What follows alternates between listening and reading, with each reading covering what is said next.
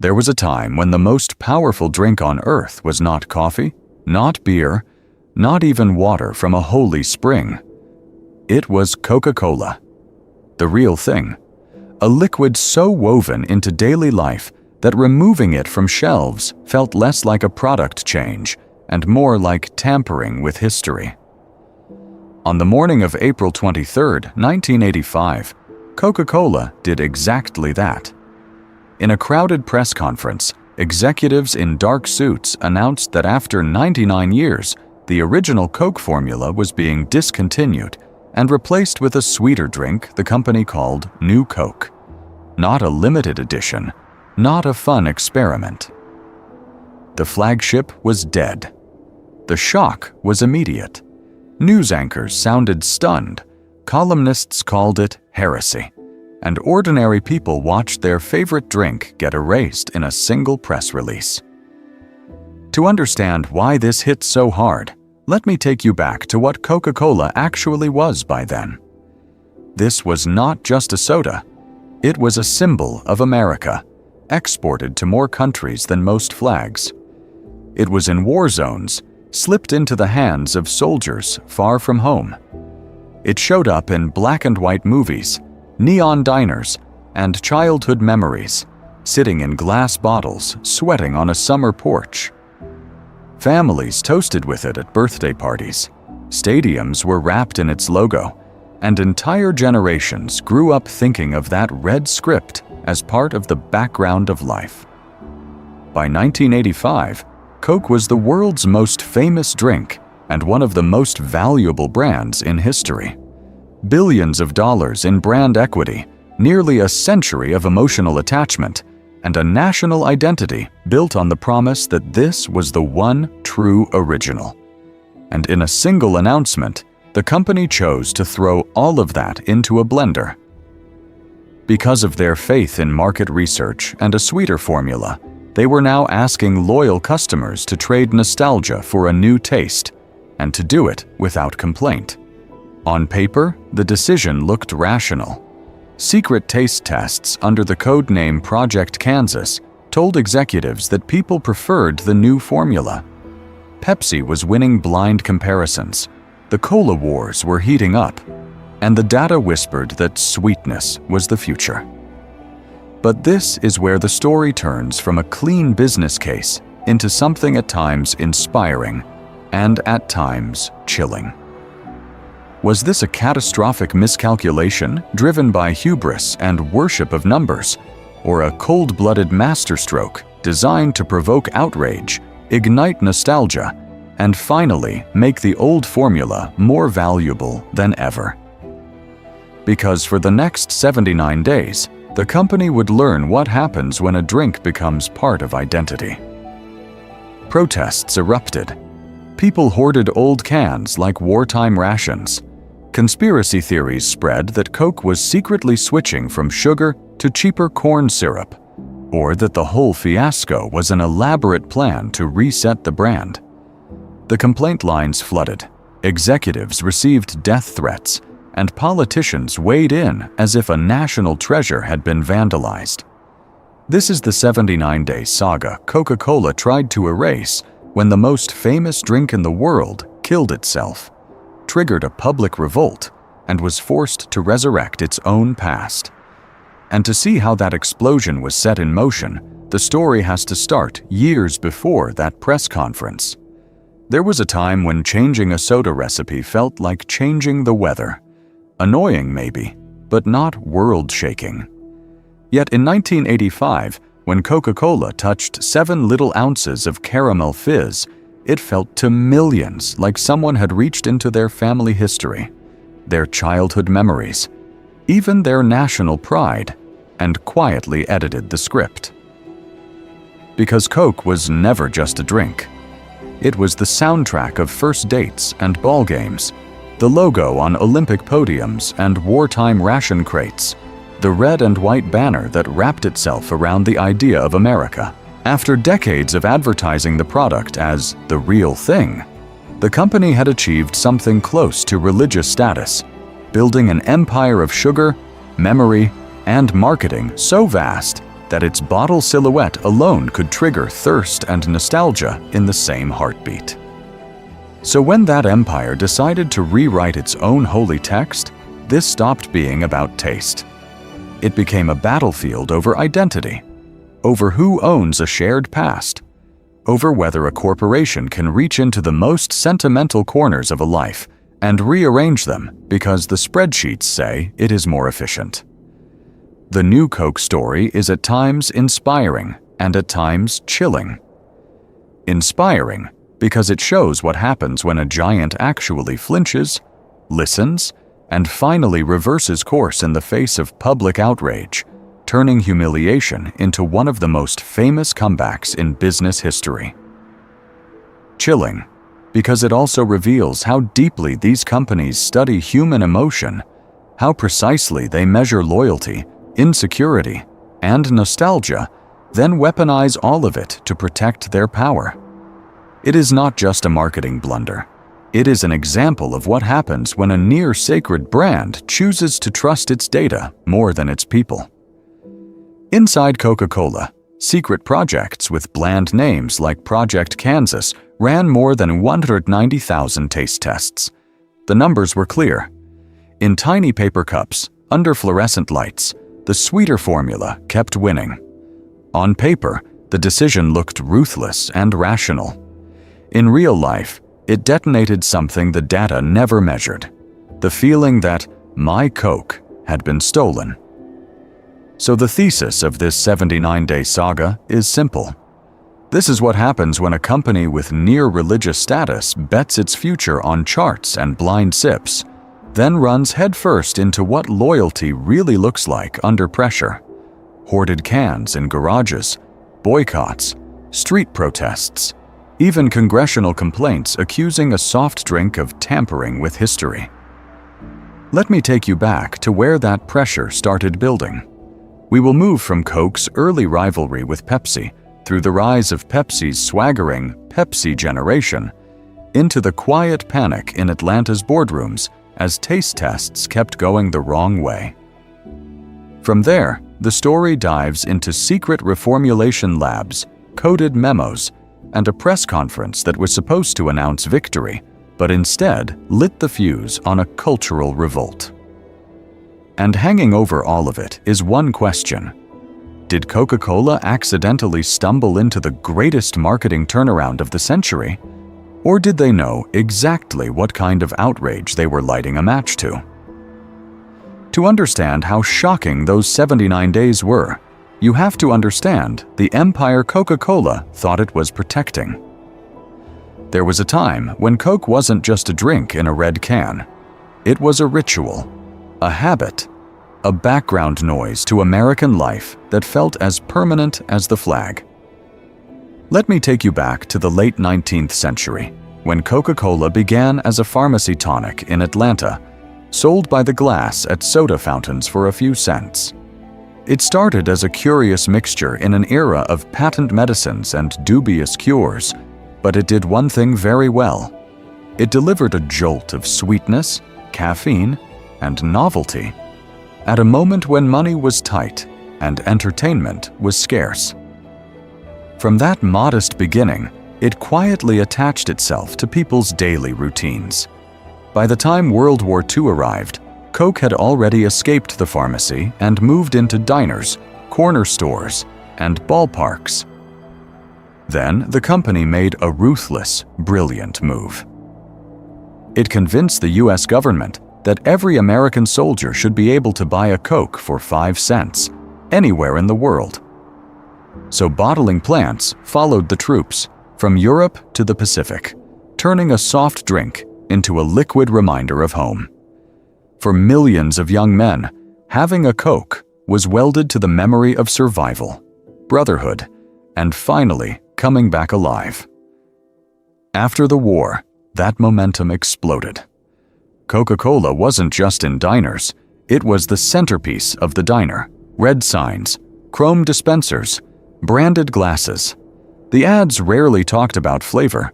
They talked about life. Smiling families at picnics, teenagers on dates, workers on break.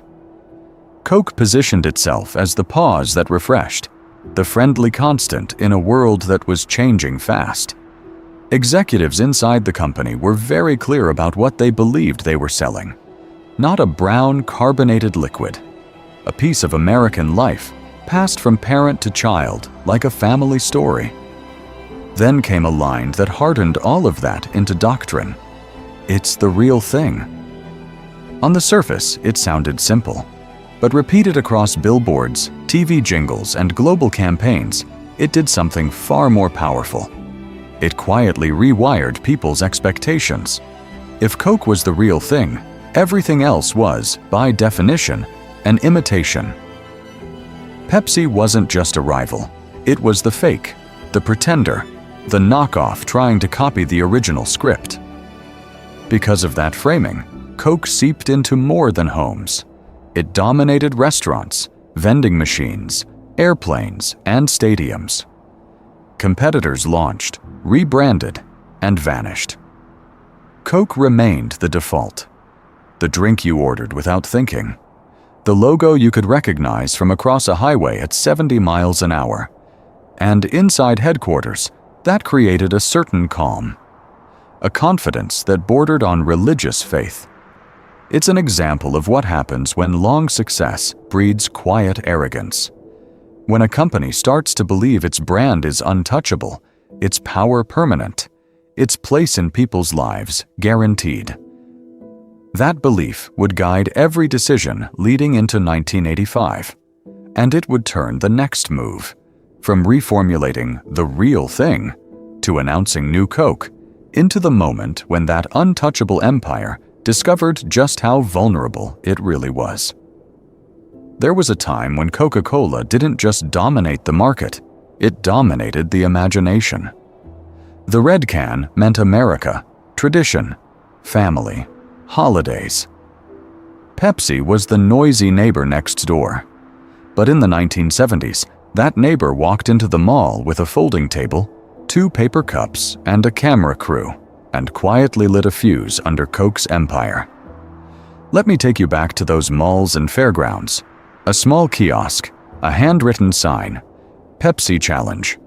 Volunteers were blindfolded or turned away from the table, handed 2 unmarked cups, 1 Coke, 1 Pepsi. No logos, no slogans, just caramel-colored liquid, and a quick sip. Over and over, people pointed to the sweeter sample. The reveal came with a flourish. The favorite? Pepsi. The moment was at times inspiring, and at times chilling, because it reduced a century of advertising to a 5-second swallow. Pepsi didn't keep this in a research file. It weaponized it. TV spots stitched those moments together. Ordinary Americans choosing Pepsi, laughing, looking surprised, sometimes almost guilty, as if they were cheating on a long-term partner for a more exciting fling. Pepsi cast itself as the bold, youthful underdog, the drink of the Pepsi generation, beating the complacent king in open combat. Not only was Coke the older, richer brand, it was suddenly the one losing on the simplest test of all. Inside Coca-Cola's Atlanta headquarters, the impact was psychological before it was financial. Executives there had grown up in a world where Coke was the default, the real thing, the drink that had survived wars, recessions, and every rival. Now, weekly reports showed Pepsi gaining share, especially among teenagers and young adults. Because of that slow, relentless drift of younger drinkers toward the sweeter rival, charts that once climbed confidently began to flatten, then tilt the wrong way. And the mood in boardrooms shifted from quiet pride to quiet panic. Humiliation made it worse. Coke wasn't just losing sips, it was losing face on national television. Cameras captured people choosing the rival right in front of them, with the red can sitting there like a dethroned monarch. For a company that had spent fortunes linking its drink to joy, unity, even global harmony, the new image was brutal. A paper cup, a shrug, and a public rejection. It's an example of what happens when a brand built on emotion is dragged into a lab-style experiment and told to live or die by a single, anonymous mouthful. Yet behind that embarrassment, a harder question formed.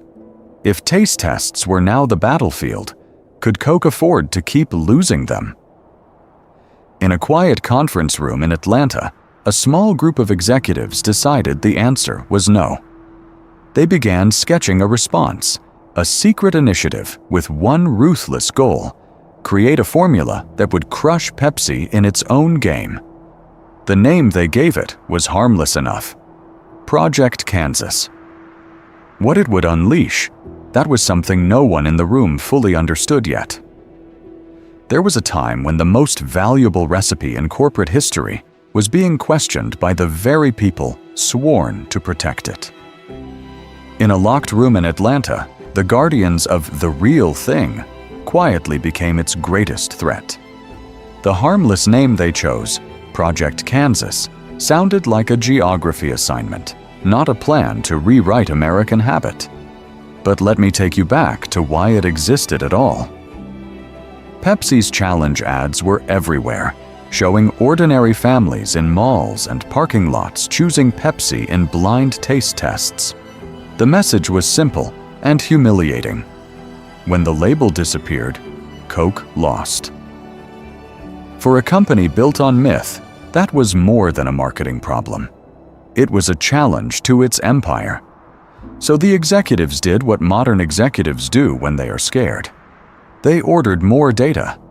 Consultants were hired, research agencies contracted, entire teams tasked with dissecting sweetness curves and aftertaste profiles.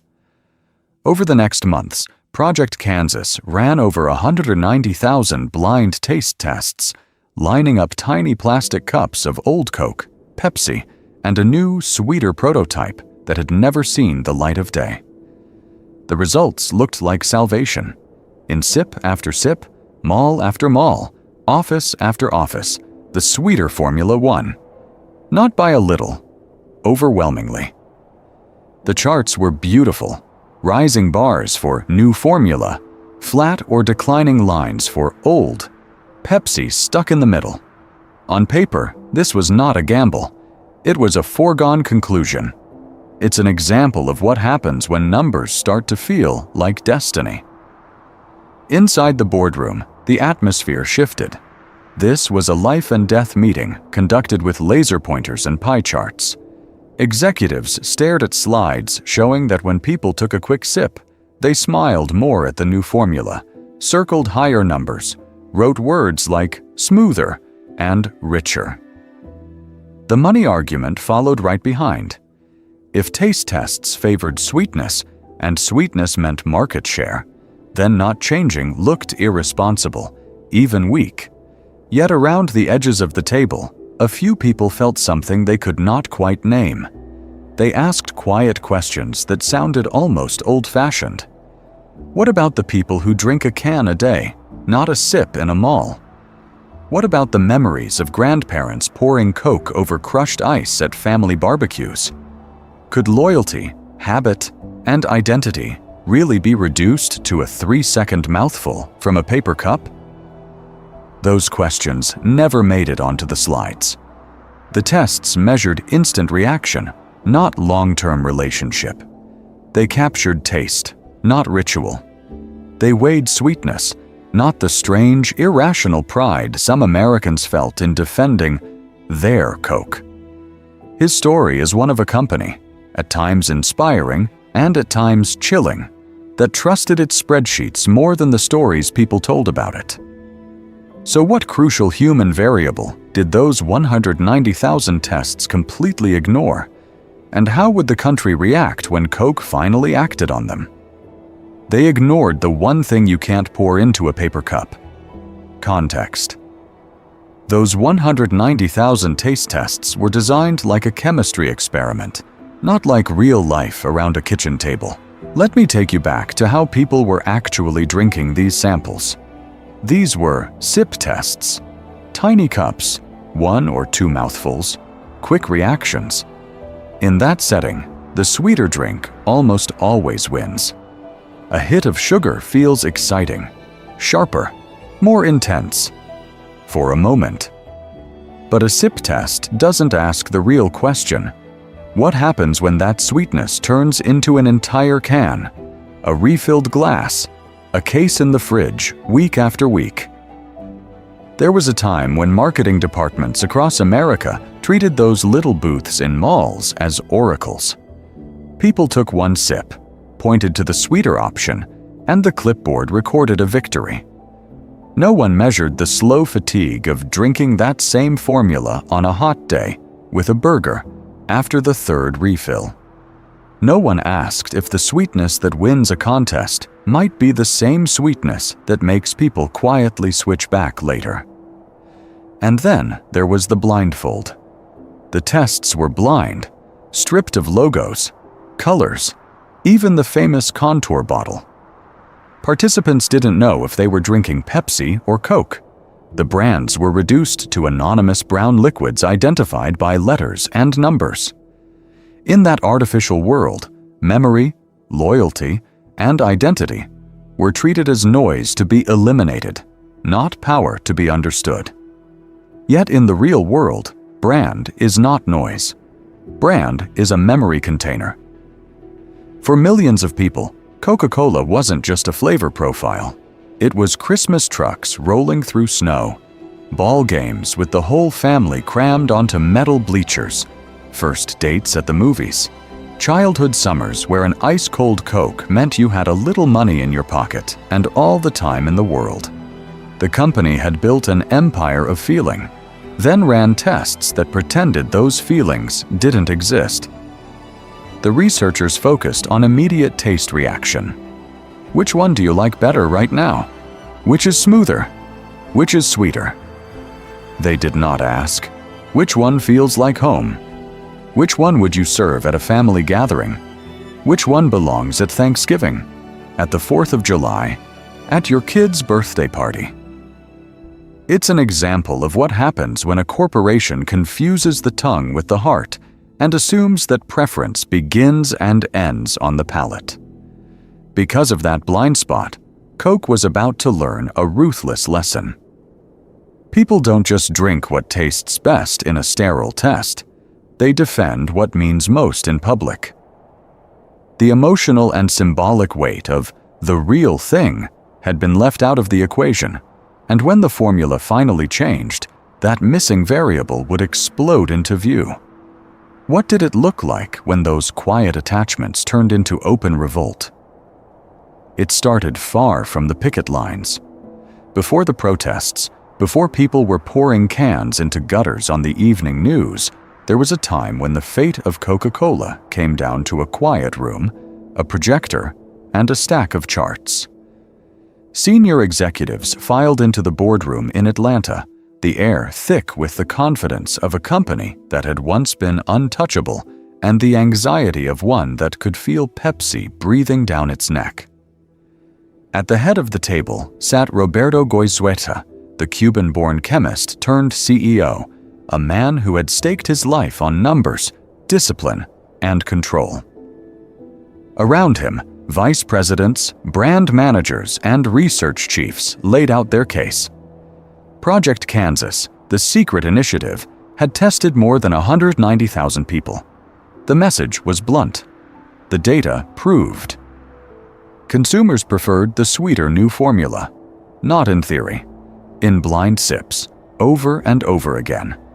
On the screen, lines and bar charts marched upward, preference scores, confidence intervals, market simulations, Pepsi's gains in the 1980s. The Pepsi Challenge commercials that mocked Coke on national television. Wall Street analysts warning that losing 1 or 2 points of market share meant billions in lost wealth over time. Because of that pressure, every dip in a quarterly report felt like a referendum on leadership.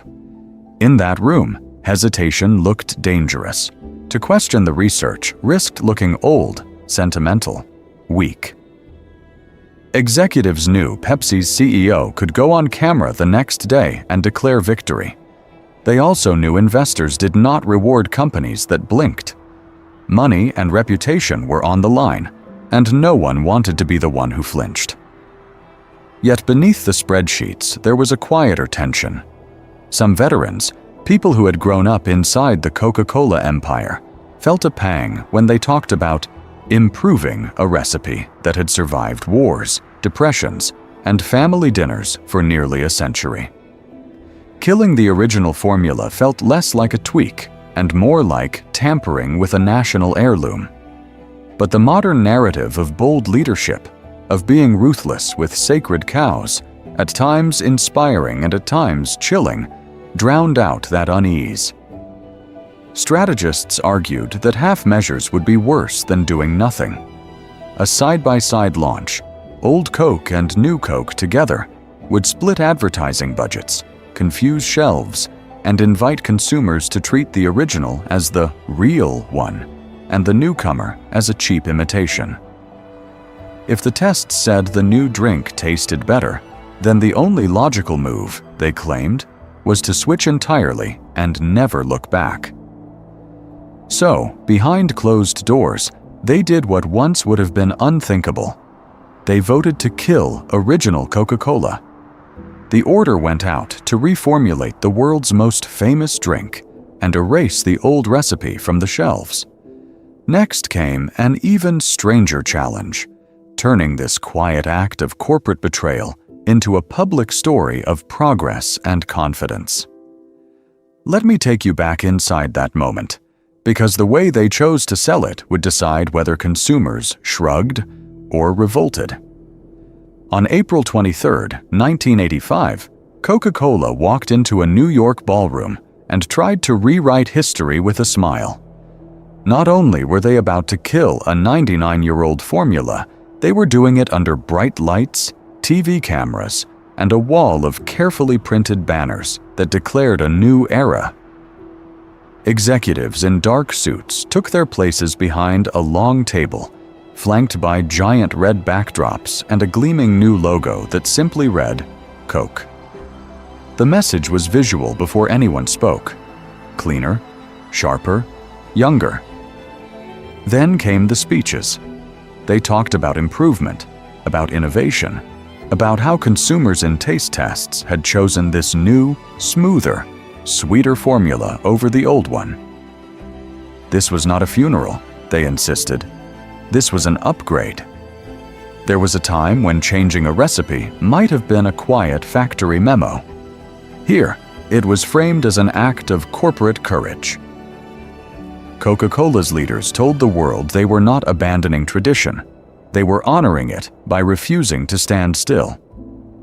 A new generation demanded better taste, they said, and a true market leader had to listen. The phrases were polished to a shine: confidence, leadership, progress.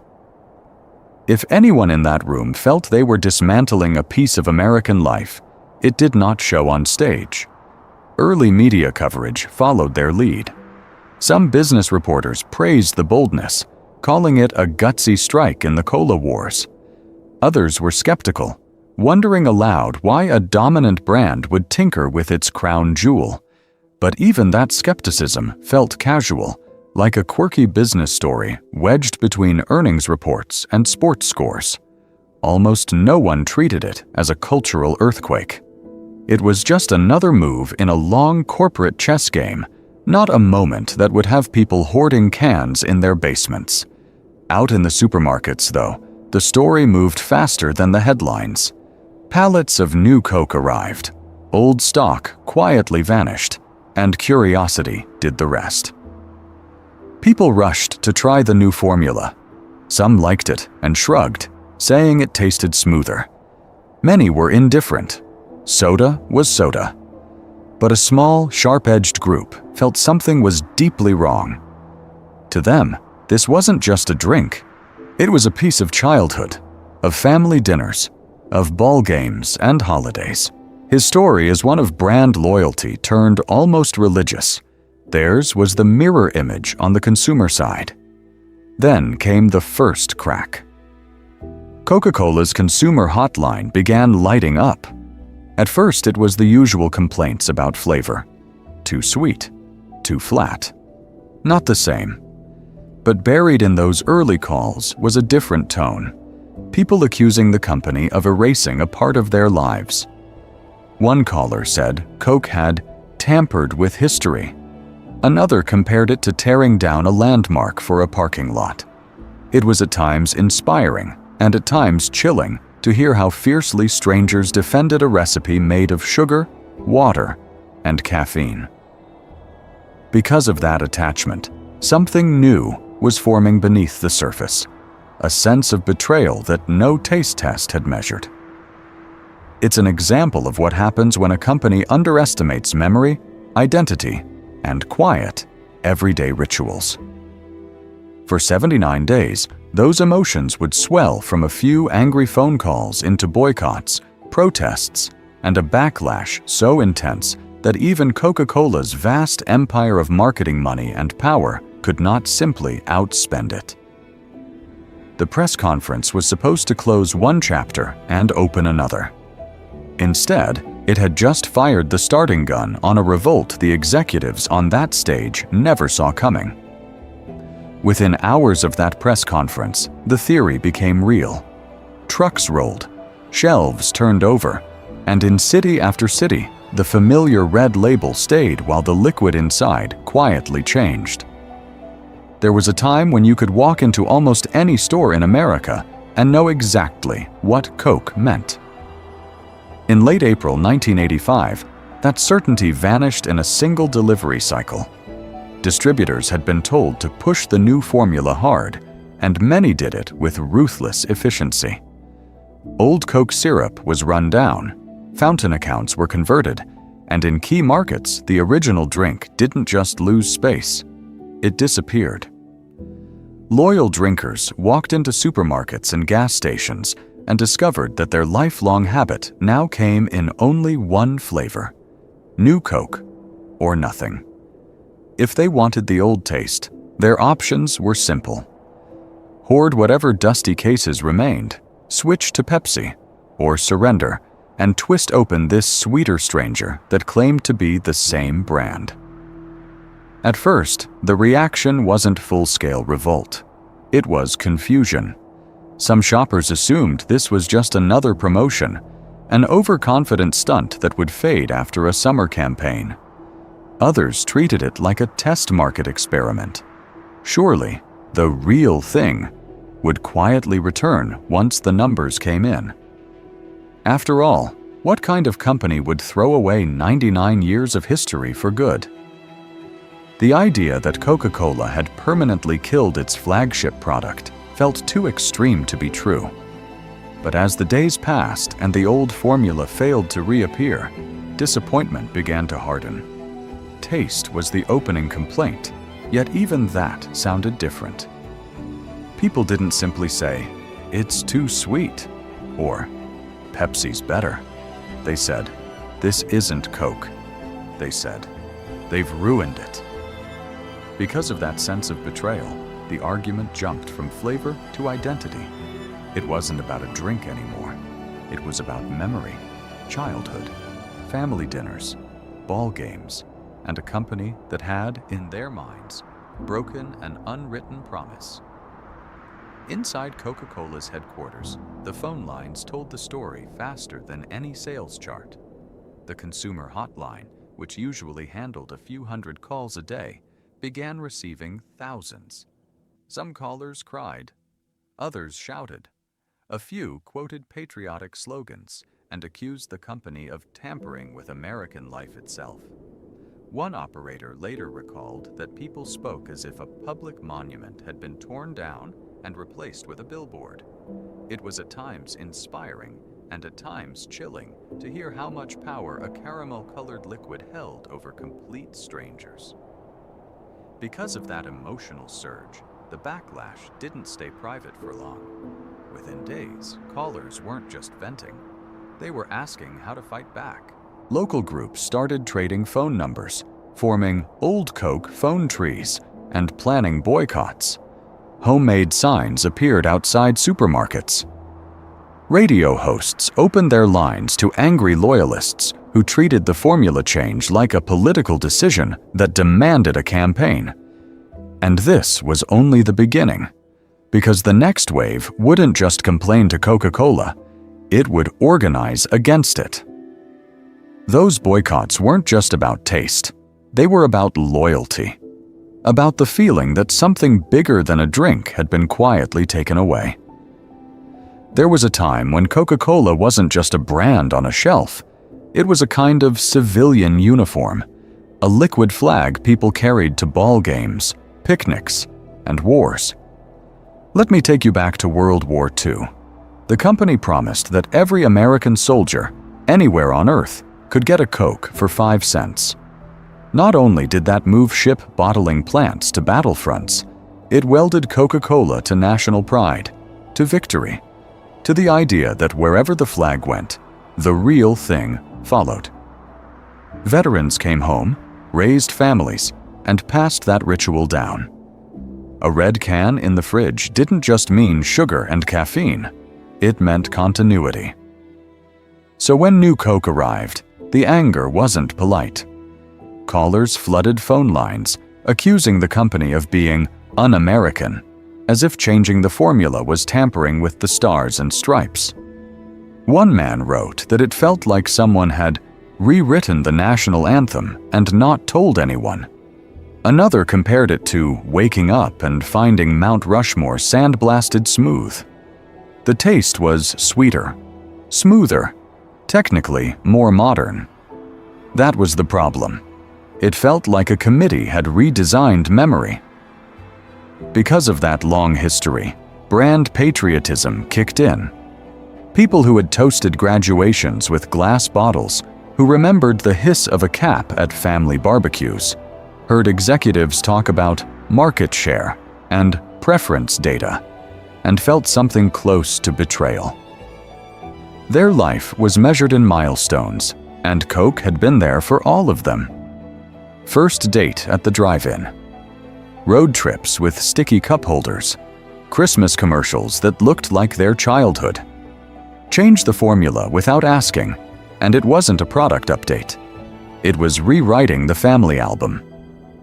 Nostalgia made the reaction hotter. The older the memory, the sharper the outrage. Grandparents told stories of Depression-era treats, when a single bottle felt like wealth. Parents remembered dropping coins into vending machines after long shifts. It's an example of what happens when a company underestimates how identity works. Once a brand stitches itself into your story, any sudden surgery feels ruthless, even if the spreadsheets say it's rational. Then came the pattern interrupt no one in Atlanta expected.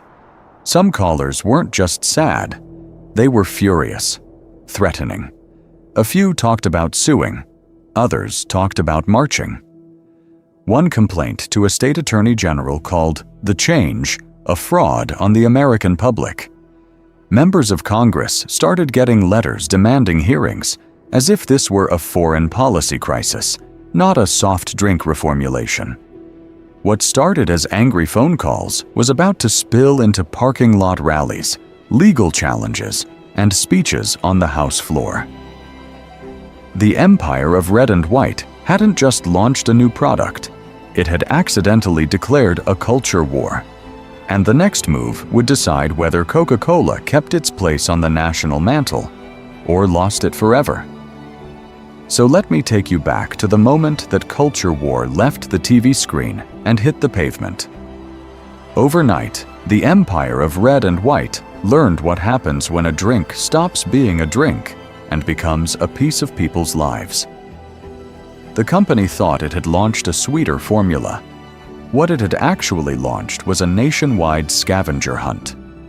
There was a time when grocery store aisles in certain towns looked like they'd been looted after a hurricane, except the only thing missing was the old red and white cans. Families were driving across state lines, burning gas and weekend time, just to raid some small-town supermarket that hadn't rotated its stock yet. Trunks were slammed full of cases. Back seats disappeared under cardboard. Garages and basements turned into makeshift bunkers, floor-to-ceiling walls of original Coke stacked like emergency rations for the end of the world. These weren't collectors chasing novelty.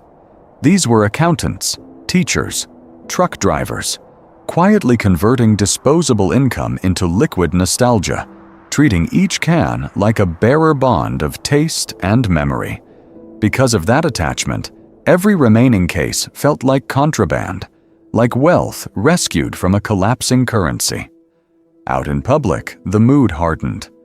Outside Coca-Cola bottling plants, the parking lots filled with homemade signs and angry loyalists. "We want the real thing. Don't tamper with tradition." Some brought coolers as props, hoisting old glass bottles in the air like evidence in a trial. The same brand that once sold unity and happiness now faced retirees, parents, and teenagers chanting against it in the Georgia heat, accusing it of betrayal, of selling out history for a focus group. The protests weren't just loud, they were theatrical.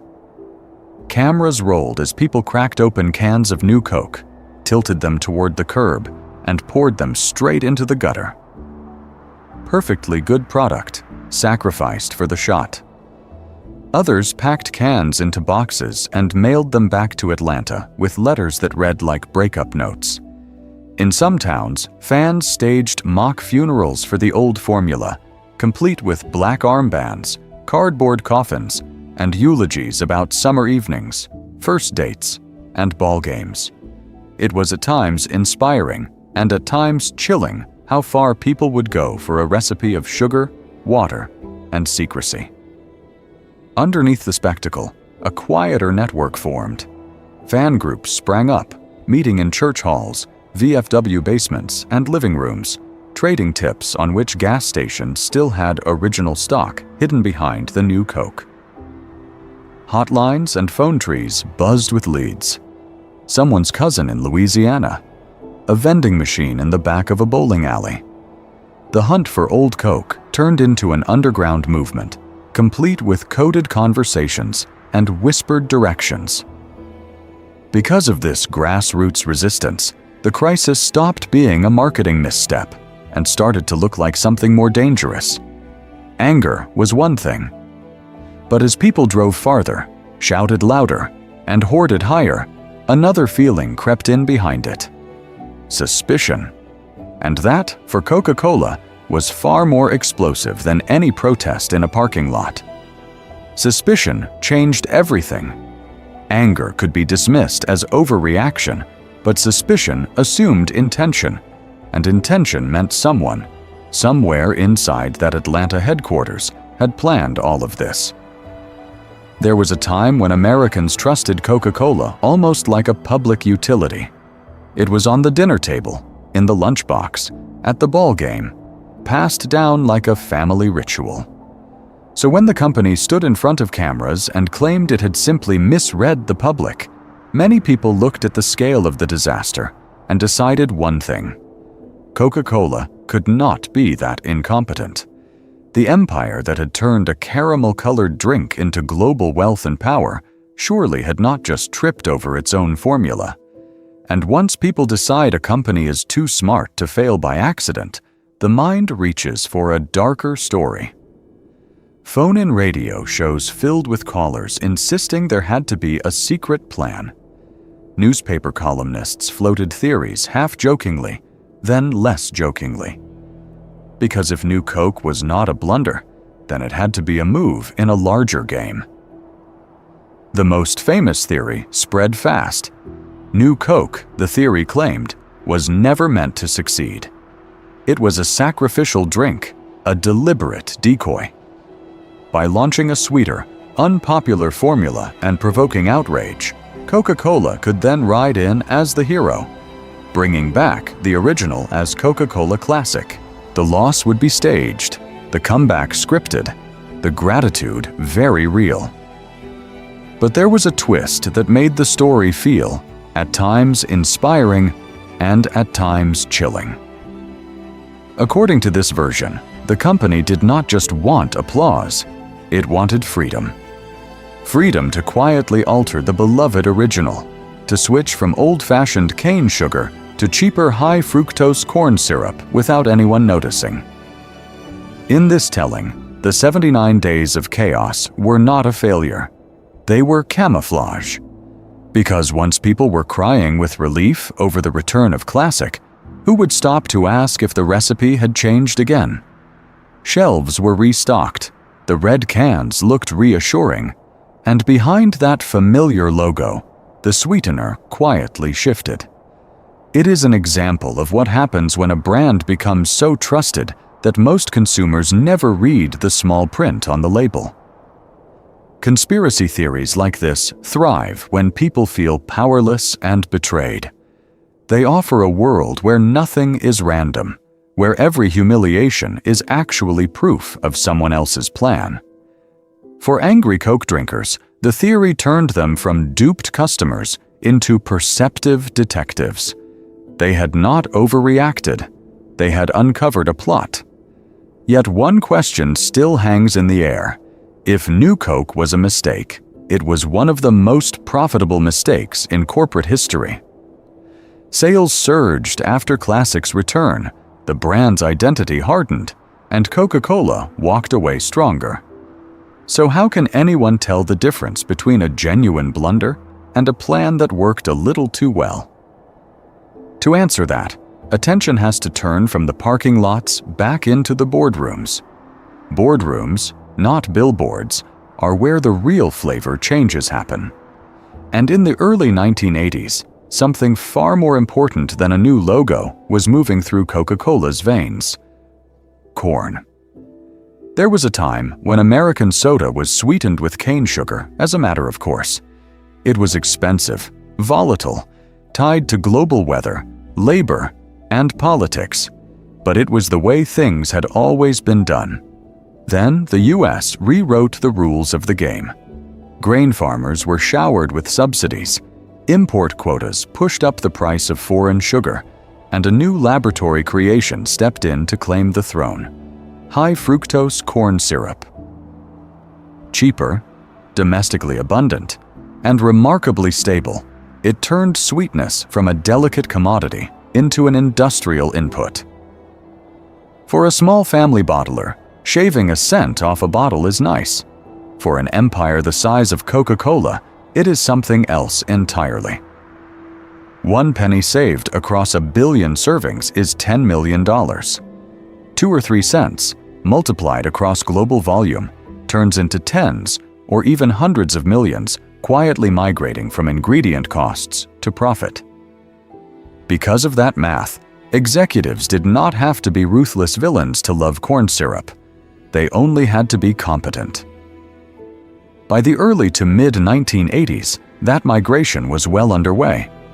Many Coke bottlers in the United States had already begun replacing cane sugar with high-fructose corn syrup in fountains and bottles, line by line, contract by contract.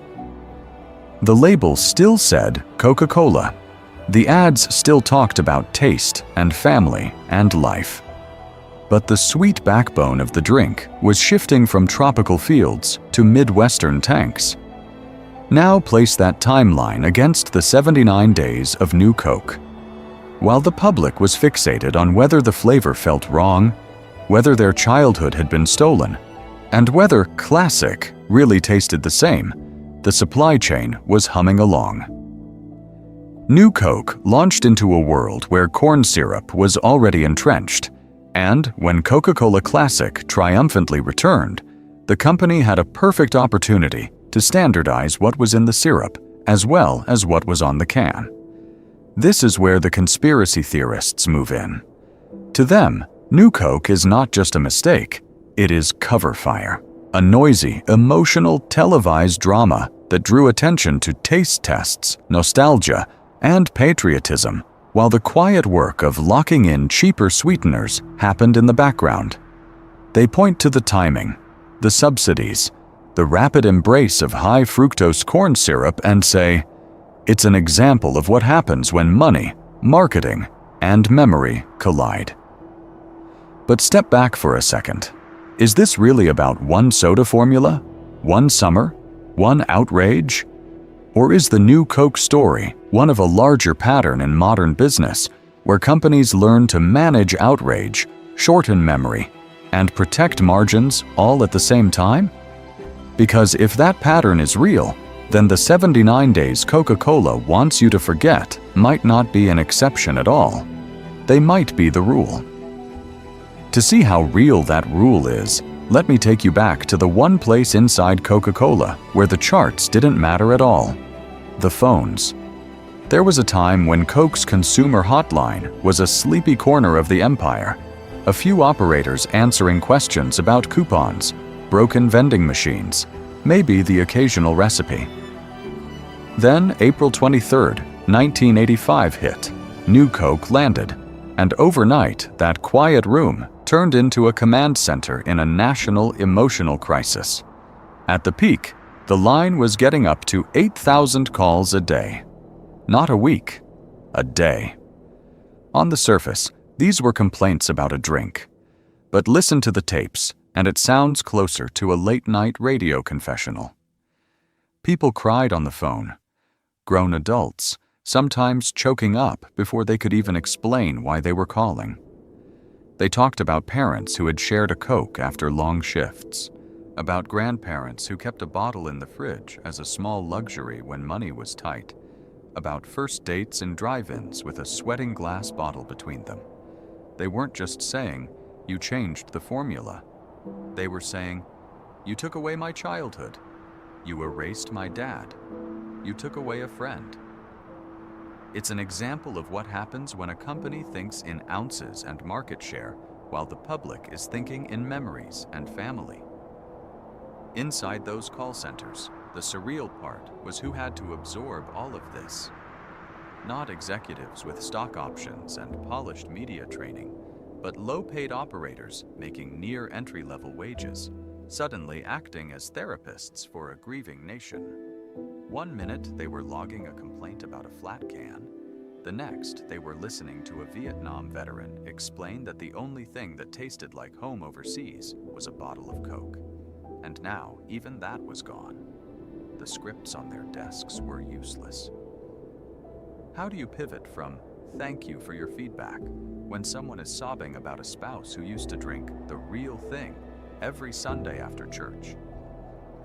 Some operators stayed late. Some took calls in small, windowless rooms to muffle the noise. Some went home drained, having spent 8 hours explaining a decision they never made. Meanwhile, those calls were being summarized, coded, and fed upstairs. Internal reports from the hotline read like a parallel universe compared to the confident taste test charts that had justified Project Kansas. On one side, 190,000 blind sips saying sweeter is better. On the other, pages of handwritten notes about betrayal, patriotism, even people accusing Coke of tampering with history. This was not a minor adjustment. It felt to millions like a wound. And as the phones kept ringing, as the operators kept listening, one man inside Coca-Cola quietly began building a very different kind of file. A file that, if taken seriously, could force the company to do something it almost never did: admit defeat. But who was he? And how did his private dossier threaten a $10 billion brand's public story? His name was Donald Keogh, and inside Coca-Cola's gleaming empire, he held one of the most powerful jobs on earth: president of the company that sold happiness in a red can. Not only did he control budgets, launches, and careers, he controlled tone. He could feel when a story was turning on you. There was a time when that talent made him a star. Keogh had grown up Irish Catholic in Nebraska, far from Wall Street money and Atlanta boardrooms, and carried with him a salesman's ear for how real families talked at the dinner table. While others obsessed over market share charts, he watched faces. While they measured preference, he measured pride, embarrassment, anger. In 1985, that difference would make him dangerous. Let me take you back to those first weeks after New Coke hit the shelves. Inside headquarters, executives repeated the same line. The data was clear, the taste tests were overwhelming, the backlash was just noise. But Keogh started spending his time somewhere else. In the mailroom, in the call center, in conference rooms where secretaries read him the day's angriest messages like a grim bedtime story. He read letters written in shaky cursive by retirees who'd drunk the real thing through wars, recessions, and family funerals. He listened to summaries of calls from truck drivers, church ladies, and teenagers who couldn't articulate the chemistry but knew something sacred had been taken. People weren't arguing about sweetness curves. They were talking about childhood, first dates, front porches in August. They accused Coca-Cola of tampering with memory, with history, with America itself. As the file on his desk grew thicker, Keogh's conviction hardened. The company hadn't just misread taste, it had misread attachment. The original formula was no longer just a drink. It was a symbol people had woven into their own life stories, a prop in their private mythology. You do not quietly erase that and expect a clever ad campaign to heal the wound. Yet up on the executive floor, the mood was very different. Some leaders clung to the 190,000 taste tests like a life raft. Consumers preferred the new formula under blind conditions, the spreadsheet said so, and reversing course would make Coca-Cola look weak, confused, even ridiculous. They feared it would shatter the aura of a company that never apologized, never flinched, never admitted error in public. Keogh saw something darker. If they doubled down, the company might keep its image of ruthless certainty while slowly bleeding trust. It's an example of what happens when a corporation worships its own infallibility more than the people who built its wealth. His story is one of a powerful insider quietly asking a forbidden question. Is it nobler to defend a rational decision to the bitter end, or to stand up, say, "We were wrong," and risk cracking the porcelain mask of perfection? That question would soon move from whispered conversations in Keogh's office to live microphones, television cameras, and the most surreal press conference in Coca-Cola's history. There was a time when the most powerful room in Atlanta was not a governor's office or a bank boardroom, but a fluorescent-lit conference space on the 25th floor of Coca-Cola's headquarters. Around that table sat the high priests of a global brand, staring at charts, call logs, and headlines that all said the same quiet thing. The empire was slipping. Let me take you back to those emergency meetings in late June 1985. New Coke had been on shelves barely 2 months. The launch had been sold as bold innovation, a triumphant leap into the future. Yet the phones in Coke's consumer hotline were now taking up to 1,500 angry calls a day. People were not just complaining. They were weeping, threatening boycotts, talking about betrayal as if a family member had walked out. On one side of the polished table sat the loyalists to the original decision. They pointed to the 190,000 taste tests, the blind comparisons where New Coke kept beating both Pepsi and the old formula. The logic was simple. The data said people preferred the new taste. To reverse course now would not only cost money, it would admit that the company did not understand its own brand or its own customers. For a corporation that had spent a century projecting near infallible confidence, that was a terrifying idea. Because of that fear, the early war room debates were tense and almost theological. Executives argued that great leaders stay the course, that you do not flinch at the first sign of turbulence. They warned that bringing back the original formula would look like panic, would turn a calculated pivot into a public confession of failure. In their minds, The reputational risk of a U-turn was worse than a few months of bad headlines. Keogh disagreed. His story is one of a man who could read not just spreadsheets, but the temperature of a room, a city, a country. He laid out the evidence with ruthless calm. Hoarding of old Coke was not fading, it was accelerating. Protest groups were organizing, not dissolving. Some consumers were driving across state lines to find remaining cases, treating the old formula like contraband. Every day, he argued, Coca-Cola was bleeding something that did not show up on quarterly reports. Intangible capital. Trust. The myth that Coke was the real thing. Then came the turning point. As Keogh and his allies played reel after reel of news coverage, the language had shifted. Reporters were no longer praising Coca-Cola for courage. They were mocking it for arrogance. What had been framed as daring innovation was now portrayed as corporate hubris, as if a boardroom had tried to rewrite American memory by committee. It was at times inspiring and at times chilling to see how fast the narrative flipped. It's an example of what happens when power mistakes affection for obedience. The brand thought loyalty meant permission to change anything. Consumers thought loyalty meant Coke would never touch the one thing that defined it. To reset that story, the executives realized, would require something dramatic, almost theatrical. Finally, the war room reached its conclusion. They would stage a resurrection. The world's most famous drink was coming back from the dead, but the way Coca-Cola chose to announce it would turn a 79-day humiliation into one of the most legendary comebacks in marketing history. So on July 11th, 1985, Coca-Cola didn't just hold a press conference, it staged a public confession. In a packed room at the company's Atlanta headquarters, cameras crowding the aisles and microphones clustered like a small forest on the podium, the empire of the real thing, prepared to say 3 words. Global corporations almost never say, "We were wrong." Let me take you back to that moment.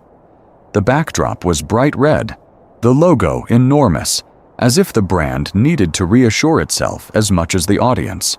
Reporters had flown in from around the country. Live TV trucks idled outside.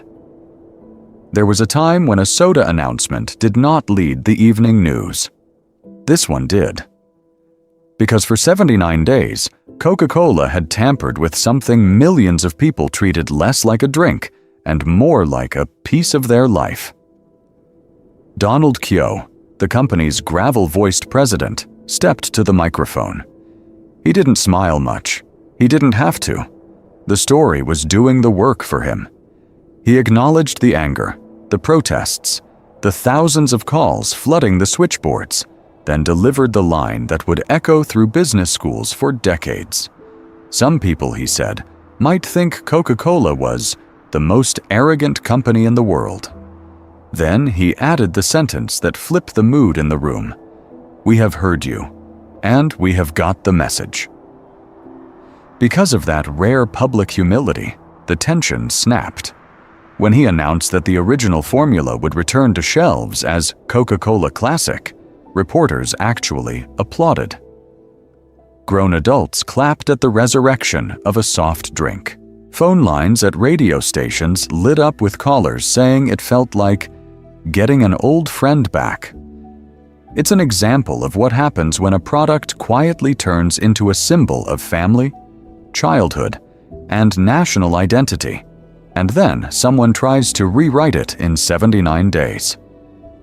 The word classic did a special kind of magic. It said the drink wasn't old, tired, or obsolete. It was timeless, elevated. Not just the previous version, but the definitive one. By slapping 5 new letters on a century-old formula, Coca-Cola turned a retreat into a coronation, making the familiar seem suddenly rare and almost mysterious again, as if the company had been guarding a vintage treasure in the basement and was finally letting the world taste it one more time. But here is the quiet twist. New Coke did not vanish that day. It stayed on shelves in some markets, lingering beside Coca-Cola Classic, renamed and repositioned, quietly serving another strategic purpose in the background of this public drama. The company was admitting failure with one hand, while still protecting its reformulated product with the other, hedging its bets on taste trends and future money. At times inspiring and at times chilling, that press conference marked the official end of the 79-day experiment. Yet beneath the applause, another question was already forming. Had Coca-Cola just survived a disaster or engineered the greatest brand reboot of the decade? When Coca-Cola Classic hit the shelves, the reversal did something advertising executives dream about, but almost never achieve. It turned a corporate apology into a national event, a 79-day crisis into a redemption story replayed on every screen, front page, and radio show in the country. News anchors framed it like breaking political drama. Late-night hosts mocked the blunder while giving the brand free airtime. Talk radio lit up with callers recounting their first sip of the real thing, as if they were describing a lost love returning from war. No media planner could have bought that level of saturation. The company's mistake was now the headline, the punchline, and the commercial, all at once. There was a time when Coke had to pay millions just to remind people it existed. Now, cameras followed delivery trucks as they rolled out the restored formula. Supermarkets staged midnight returns. Reporters filmed shelves being restocked like they were documenting a relief convoy arriving after a storm. It was marketing without a media budget, powered by outrage that had flipped into relief.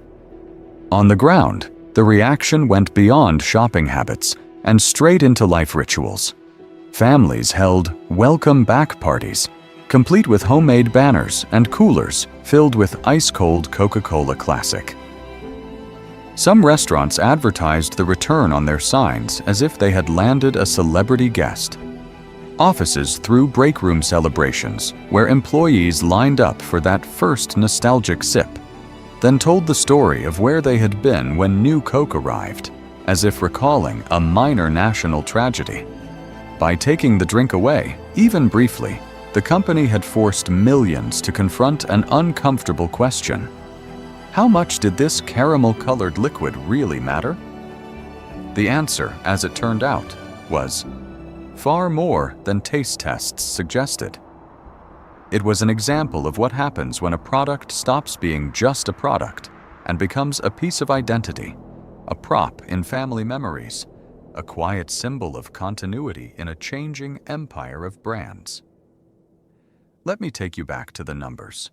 In the months after Classic's return, Coke's market share, which had slipped dangerously and given Pepsi real power, began to rebound. Within a few years, it strengthened beyond pre-1985 levels. New Coke lingered on the margins, renamed, repackaged, quietly fading into the background, while the resurrected original claimed the spotlight as a survivor that had almost been lost. His story is one of ruthless efficiency. This story is one of ruthless emotion. By nearly killing its flagship, the company had made it more alive than ever. At times inspiring and at times chilling, the pattern looks less like random chaos and more like a corporation discovering the leverage hidden in controlled loss, scarcity, and engineered nostalgia. The only question left is whether this was a one-time accident of history, or the first test run of a strategy that would be used again on an even bigger scale. And Coca-Cola, for its part, has spent nearly 4 decades insisting that there was nothing strategic or sinister about those 79 days at all. According to the company, there was a time when New Coke was not a chess move, not a smokescreen, just a sincere, if spectacularly misjudged, attempt to improve the product and protect a fading empire from Pepsi's rise. Publicly, the story hardly changes. Executives describe Project Kansas as the logical response to blind taste tests, to market share charts, to a world where Pepsi was winning sip for sip. New Coke was framed as the rational next step, the moment when a rational corporation followed the data and walked straight into an emotional minefield it never saw coming. The backlash, they say, taught them that people weren't just buying sugar and water, they were buying memory, identity, and a piece of family life. Roberto Goizueta, the Cuban-born CEO who signed off on the formula change, denied until his death that any of it was a plot.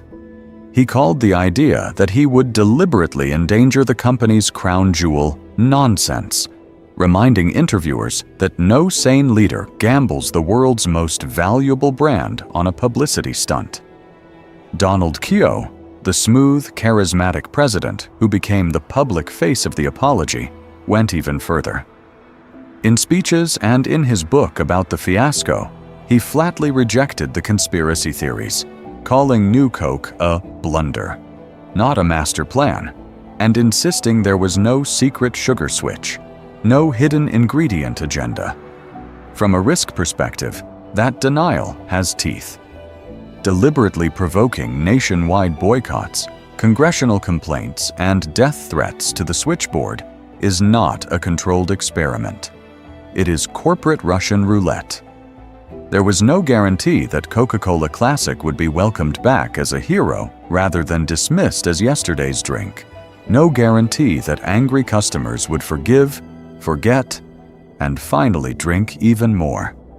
One wrong speech, one contamination scare, one strong Pepsi move in those 79 days, and the story of Coke's wealth and power could have ended very differently. And yet, there is a problem. Corporations almost never admit to ruthless manipulation, even when the evidence is overwhelming. Tobacco executives swore for years that nicotine wasn't addictive. Tech founders downplay surveillance while building fortunes on data. It's an example of what happens when the cost of telling the full truth is higher than the cost of living with permanent suspicion. Official narratives become polished, airtight, and unchanging, which to many people makes them harder to believe, not easier. So the question that lingers is not only, was it a setup, but something quieter. Even if New Coke was not designed as a conspiracy, what did Coca-Cola learn from the chaos?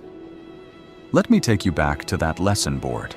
The power of scarcity, the surge of loyalty when something is taken away, the money that can be made when a brand dies in public and is resurrected as legend. Those lessons do not stay in a drawer. They wait for the next crisis, the next formula tweak, the next chance to turn outrage into demand. Those lessons do not stay in a drawer. They sit right at the center of a very old human glitch. The moment someone reaches for your choice, your life, your power, the value of what they're touching explodes. Psychologists call it reactance. When a freedom feels threatened, people don't just get annoyed. They mobilize. There was a time when Coke was just a drink on a shelf. By 1985, after decades of jingles, family dinners, ball games, and red coolers at every highway stop, it had turned into something closer to a rite. The real thing wasn't just a product. It was an assumption. It would always be there, humming in the background of American life, as predictable as the flag over the post office. So when Coca-Cola announced on April 23rd that the original formula was gone, replaced by New Coke, reactance lit up like a switchboard. Because of that sudden removal, people who hadn't thought twice about Coke in years began hoarding cases, organizing protests, calling hotlines, and telling reporters the company was tampering with history. The drink had not changed in their mouths yet. It had changed in their minds, from everyday soda to threatened heritage, and that shift made every can feel priceless.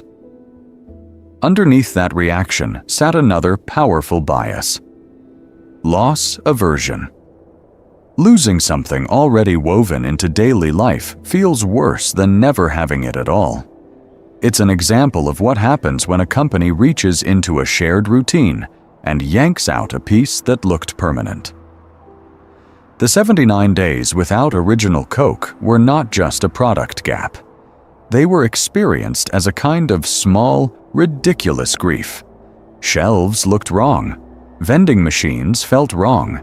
Even restaurant meals felt off. The empire of red and white had taken away a piece of emotional furniture, and people were furious at the empty space. Because Coke had been everywhere for nearly a century, that fury didn't feel like a customer complaint. It felt like injustice. The company wasn't just changing a recipe, it was violating an unwritten contract.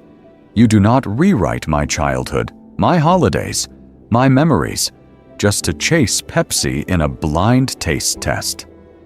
That's why boycotts, congressional grumbling, even death threats started to look, in some people's minds, almost reasonable. Then came July 11th. Coca-Cola Classic returned. Reactants flipped direction. Consumers could finally tell themselves a comforting story. The calls, the outrage, the hoarding had worked. A global giant had been forced to bend the knee to ordinary people with telephones and supermarket carts. His story is one of corporate power, but this chapter let the crowd feel powerful. And that feeling was priceless. Whether or not Coca-Cola planned it, those 79 days became a masterclass in turning absence into desire, desire into loyalty, and loyalty into sales. Let me take you back to what came next, how Coke packaged that victory, rewrote the narrative, and quietly cashed in on the rebellion it had triggered. Because once the cheering died down, something stranger came into focus. This wasn't just a marketing stunt that went wrong then, right again. It looked uncomfortably like a religious drama being played out with aluminum cans and TV jingles instead of candles and stained glass. There was a time when Coca-Cola was more than a drink at the table. It was the table. Christmas ads with glowing families, Santa in Coke Red, polar bears clinking bottles in the snow, Thanksgiving dinners where the red label sat next to the turkey like a required guest, Little League games, first dates, road trips. The glass bottle itself became a kind of relic, instantly recognizable, passed from hand to hand, from parent to child, across decades. Different generations, same script, same sip, same line. This is the real thing. Seen through that lens, New Coke was not just a new product. It was heresy. The high priests of the brand, the executives in Atlanta with all the money and all the data, rewrote the scripture without asking the congregation. After 99 years, they changed the formula behind closed doors, ran secret taste tests, stamped new on the label, and calmly announced that the old Coke was gone. Not paused, not limited edition, erased. The reaction made more sense once you realized people weren't just defending a flavor. They were defending a faith. Ordinary drinkers, office workers, grandparents, teenagers suddenly behaved like lay rebels in a theological war. They hoarded old cans in basements, organized boycotts, flooded phone lines, and accused the company of tampering with history. Some poured new Coke down storm drains in public as if performing an exorcism. It looked irrational if this was only about sugar and bubbles. It looked inevitable if this was about identity, memory, and power. When Coca-Cola finally reversed course, the choreography felt almost liturgical. A public confession. We made a mistake. A solemn promise.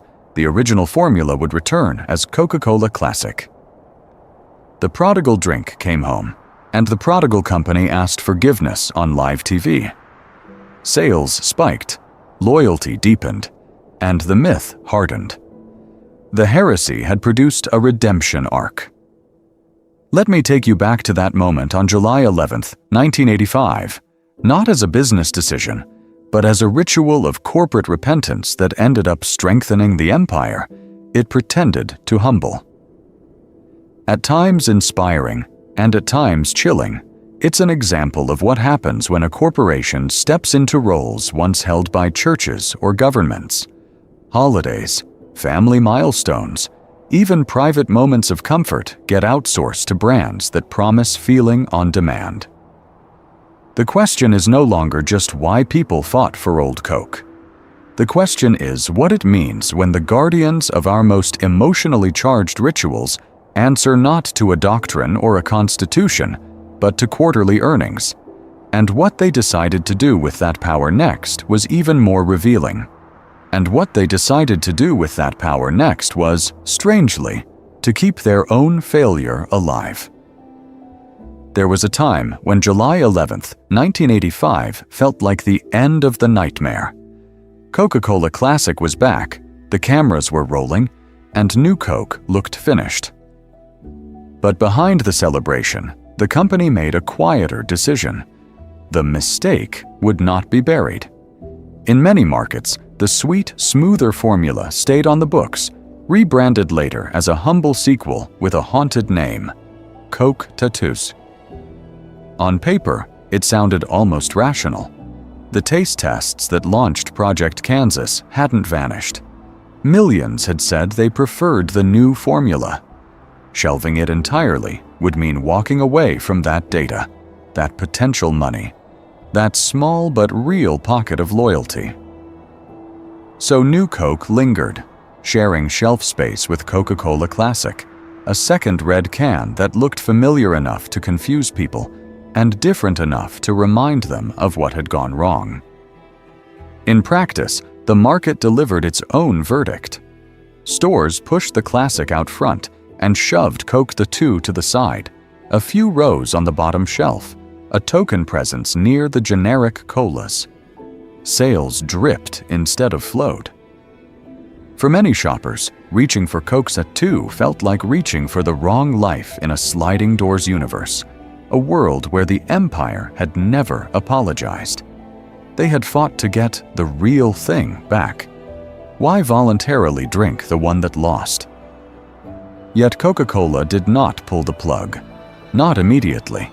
It kept the formula in production through the late 80s and into the 90s, especially in pockets of the South and Midwest, where some families had quietly switched and never switched back. The company could point to those loyalists and say, "This story is one of choice."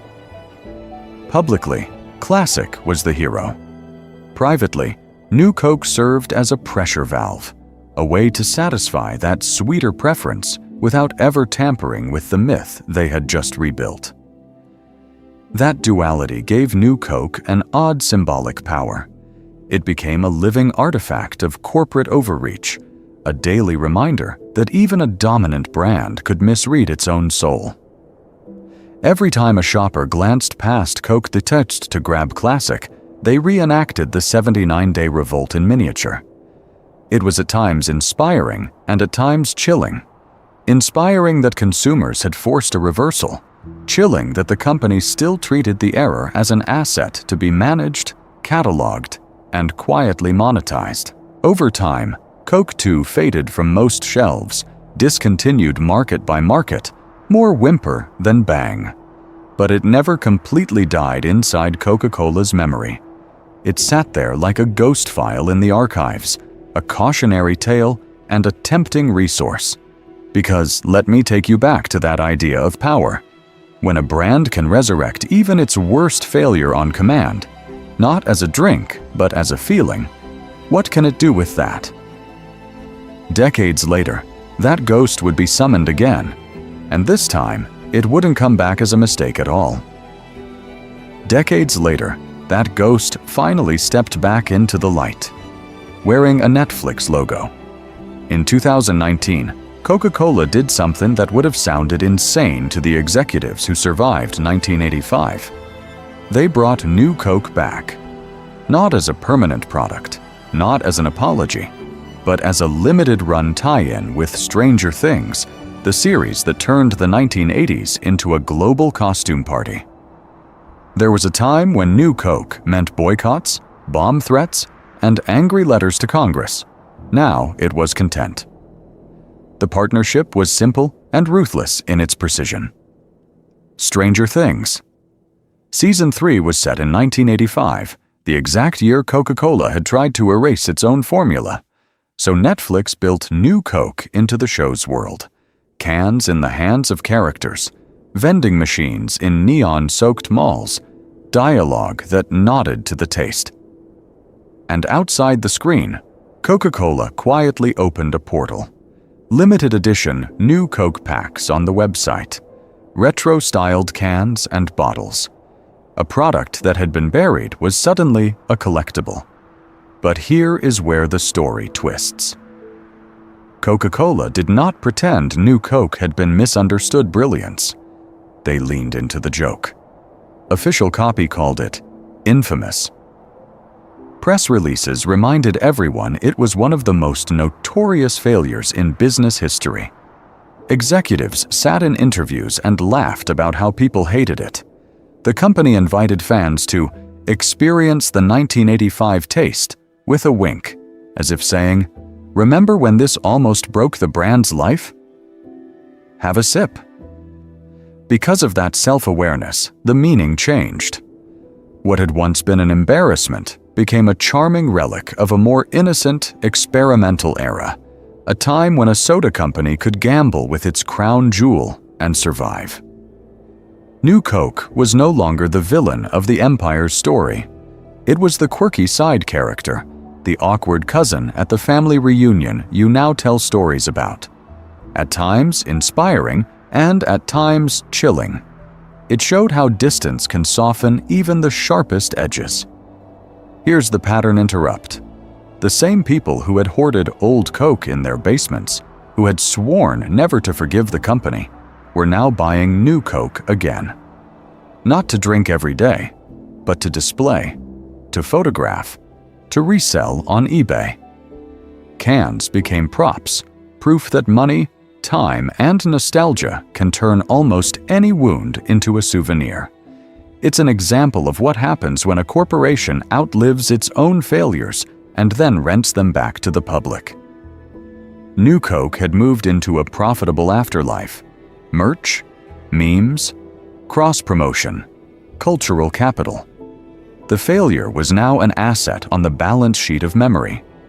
And if a company can own even its worst mistake, this completely, turning it into a limited edition joke that everyone pays to share, what else can it rewrite next?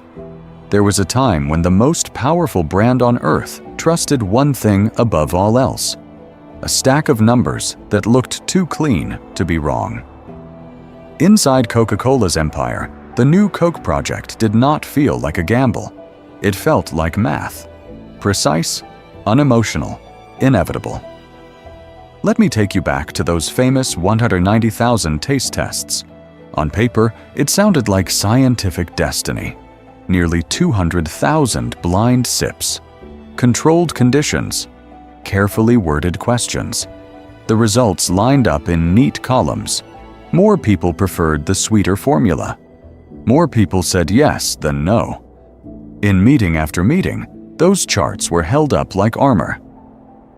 How could anyone argue with a sample size that large? Executives stopped asking whether the question itself made sense. They asked only whether the margin of error was acceptable. A few worried voices mentioned letters from loyal drinkers, small-town bottlers muttering about heritage, employees saying their families would be upset. Those stories were dismissed as noise, as sentimental outliers that would melt away once the data-approved product hit the shelves. Against a bar graph, a trembling voice on a customer hotline did not stand a chance. Because of this faith in the numbers, anything qualitative was quietly downgraded. Emotion was labeled irrational. Nostalgia was treated like a rounding error. When people said Coke was part of my life, the phrase went into reports as a curiosity, not a warning. The company had a century of lived experience available in every diner, every backyard barbecue, every family fridge, and yet the only reality that mattered was the one that fit inside the testing protocol. It's an example of what happens when numbers are promoted from tools to judges. In business after business, once a metric is declared objective, it gains power out of all proportion to its accuracy. Call center wait times, quarterly growth, click-through rates, market share. Each one starts as a lens, then quietly becomes a law. People on the ground say, "This feels wrong." The spreadsheet replies, "The line is going up," and the line wins. New Coke is the case study written in neon. What did they measure? Sip preference, a tiny artificial moment where a sweeter hit wins. What did they ignore? The slow ritual of opening a can on a hot day, the taste of childhood summers, the quiet brand patriotism that made some Americans feel that changing Coke was tampering with history. The test was perfectly designed to answer a narrow question and catastrophically unfit to predict what would happen when that answer collided with identity. His story is one of data beating experience, money beating memory, until the public revolt made those hidden variables impossible to ignore. And in a world racing toward more dashboards, more analytics, more real-time charts, the 79 days of New Coke stand as a warning. The most important forces in a brand's life are often the ones no spreadsheet can hold. And the next decision will push that tension even further. And the strangest part is this: the force that dragged Coca-Cola into that data-drunk mistake was Pepsi. There was a time when the battlefield between the two wasn't memory, childhood, or identity. It was a folding table in a mall, 2 unmarked cups, and a smirking announcer asking, "Which tastes better?" The Pepsi challenge looked harmless. A sip test, a few cameras, a little humiliation for the old giant. Over and over, blind tasters picked the sweeter cola. Pepsi paraded the results on TV, turning taste into a scoreboard, turning Coke's 99-year reign into a question mark. Under that pressure, Coke's leaders did something they hadn't done in a century. They stopped trusting the myth of the real thing and started trusting the numbers. Without that campaign, there's a real chance the company never feels desperate enough to rewrite its own formula. Let me take you back to those conference rooms in Atlanta. Executives staring at charts from Project Kansas, 190,000 taste tests, arrow after arrow pointing in one direction. People prefer sweeter. On the surface, the message was simple. Pepsi had reframed the rivalry as a lab experiment, and in that narrow arena, Coke was losing. So the company engineered a formula that won the same tests: smoother, sweeter, more modern. On paper, the empire had adapted. In reality, it had just walked into an ambush that no one saw. Because once New Coke hit the shelves, something happened that no sip test could predict. The protest calls, the hoarding, the fury about tampering with history were not about flavor at all. They were about meaning. The public revolt exposed a truth that had been invisible under all those clipboards. Coke's real advantage wasn't taste, it was identity. It was grandparents on porches, war stories, childhood summers, a story people told themselves about their own lives every time they opened a can. Here's the twist that still stings in Pepsi headquarters. Pepsi won the sip tests, but Coke won the loyalty war.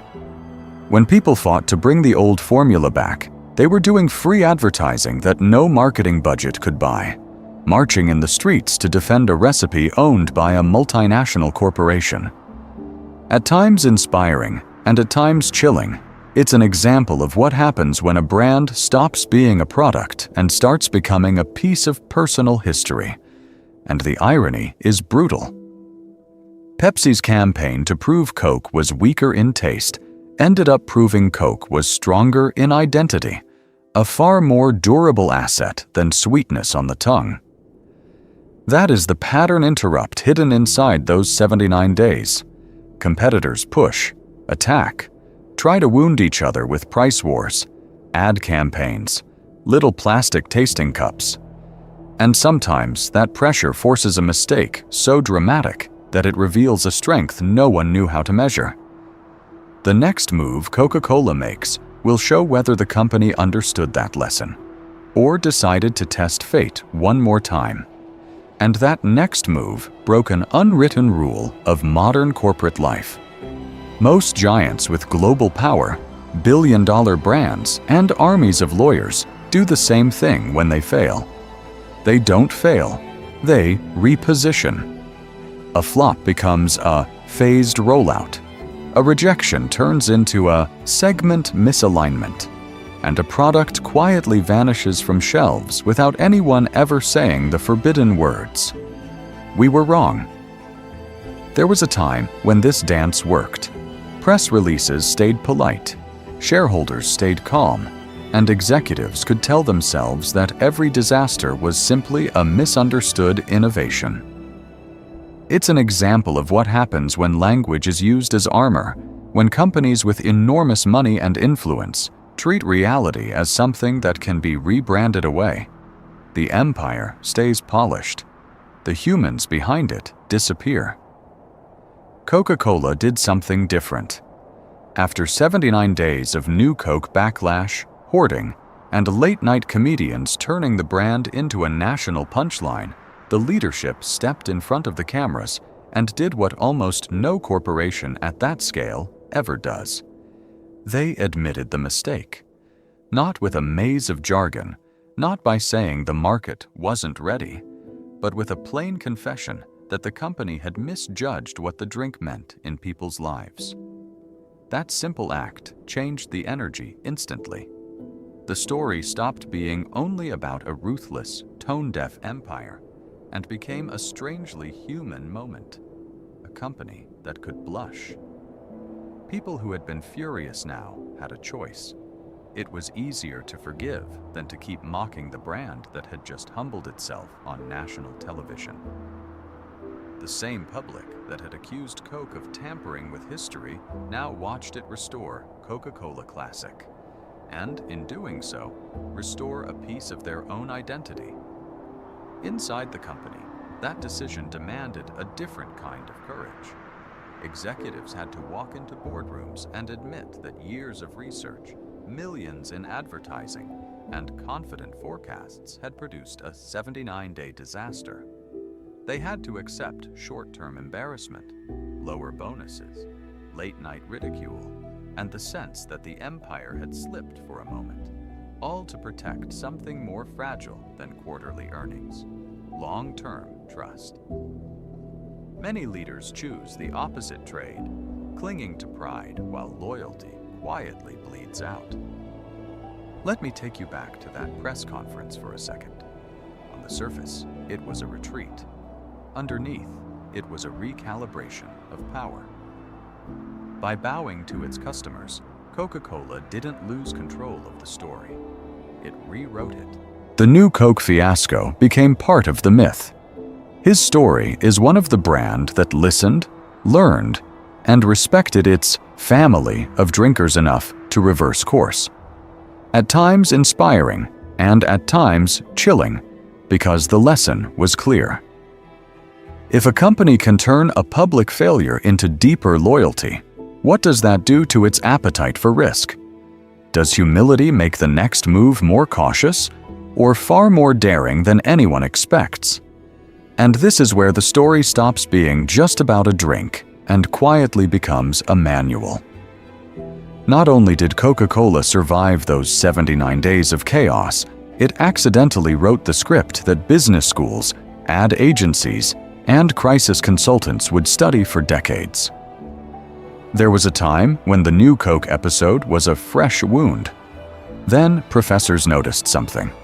Here was a global giant with money, power, and near religious brand loyalty. making a decision so confident, so data-driven, and so wrong that it shook an empire. Overnight, the case slid into syllabi. Every move was dissected.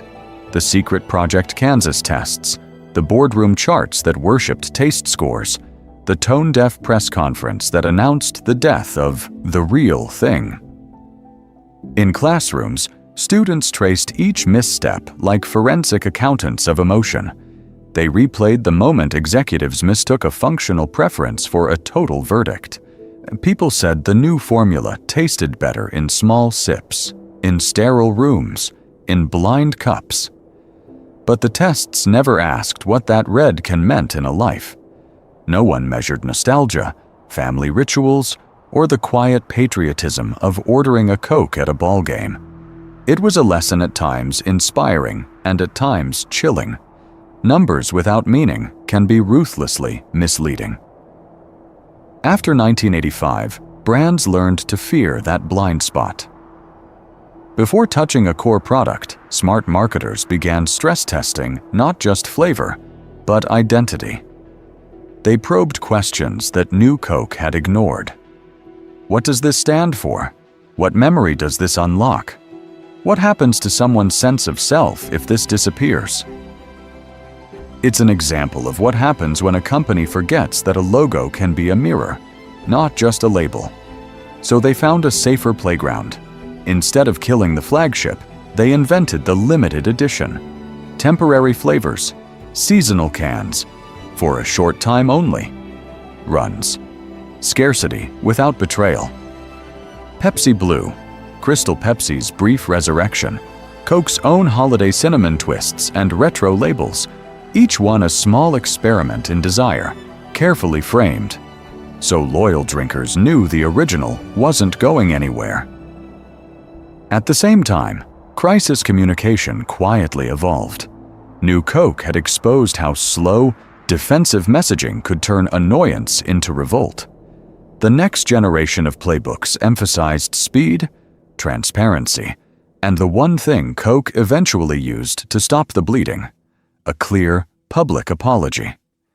Admit the mistake, honor the attachment, give people back what they felt was stolen, and do it fast.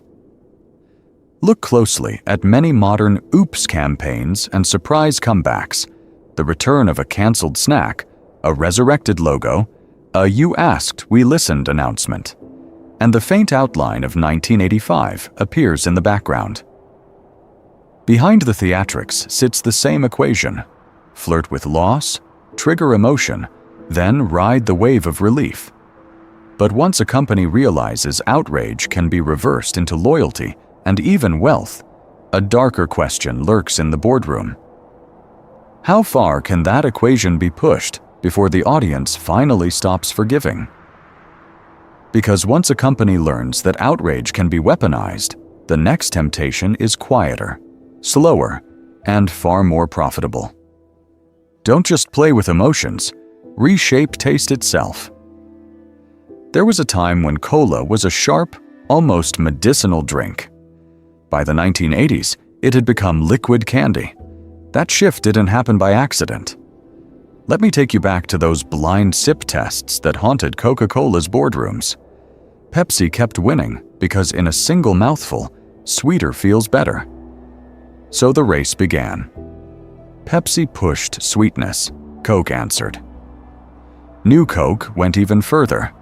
Each reformulation nudged the dial, and with every nudge, the public palate moved. Children grew up thinking a drink that would have tasted cloying in 1950 was now normal. Adults started expecting that first hit of sugar to be almost aggressive. It's an example of what happens when a taste test designed to maximize a moment ends up rewriting an entire lifetime of habits. Behind the scenes, another change was flowing through the empire. Cane sugar was expensive. High fructose corn syrup was cheap, stable, and conveniently backed by American agricultural policy. So as the marketing fireworks exploded over New Coke and then Coca-Cola Classic, the ingredient list was quietly rewritten. The real thing, in much of the US, was no longer sugar and caramel and nostalgia. It was corn. That change didn't stay in the bottle. As sodas, juices, and so-called sports drinks followed the same path, the average person's daily sugar intake climbed. Not just a little, dramatically. Waistlines expanded, insulin systems burned out, and the slow crises of obesity and type 2 diabetes spread through families that had grown up believing this was just part of a normal, modern life. A can with lunch, a refill at dinner, a 2-liter for the weekend. The money was incredible. The hospital bills arrived later. Because of their power and their place in culture, brands like Coca-Cola could make these shifts almost invisibly. When a logo feels like part of the family, when the commercials are tied to childhood, holidays, even patriotism, very few people stop to ask what changed inside the can. The emotional bond acts like a shield. It tastes the same, becomes more important than it is the same. Trust becomes a flavor all its own. So Coca-Cola's story is not just about executives in Atlanta making a bad call and then staging a triumphant return. His story is one of formulas tweaked, corn syrup pipelines opened, sweetness expectations raised, and a global population slowly trained to crave more. At times inspiring and at times chilling, it shows how a decision that looks like a simple business adjustment can ripple through bodies, cities, and entire healthcare systems. And here's the twist. The 79-day drama was loud, theatrical, and easy to see. The lasting effects are almost silent. They sit in vending machines, in lunchboxes, in daily routines that feel harmless. The real question is whether the most important part of this story is still unfolding every time someone reaches for the real thing, without thinking at all. Because here's the hidden trick. A product like Coca-Cola isn't just a drink, it's an amateur time machine sitting on every corner. Not only does it promise refreshment, it quietly promises re-entry into a moment that no longer exists. One sip, one hiss of a can opening, one cold glass bottle sweating in your hand, and the brain starts pulling files from decades ago without asking permission. There was a time when scientists thought memory was mostly about images and words. Then came the research on smell and taste, showing how those signals run a shortcut route straight to the emotional centers of the brain.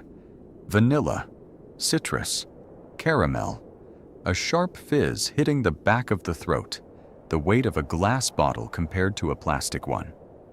Together, they form a sensory script, and for millions of people that script is written in Coke Red. Listen to how people actually talk about it, not as a flavor, but as a year. It tastes like my childhood. It reminds me of summers at my grandparents' house.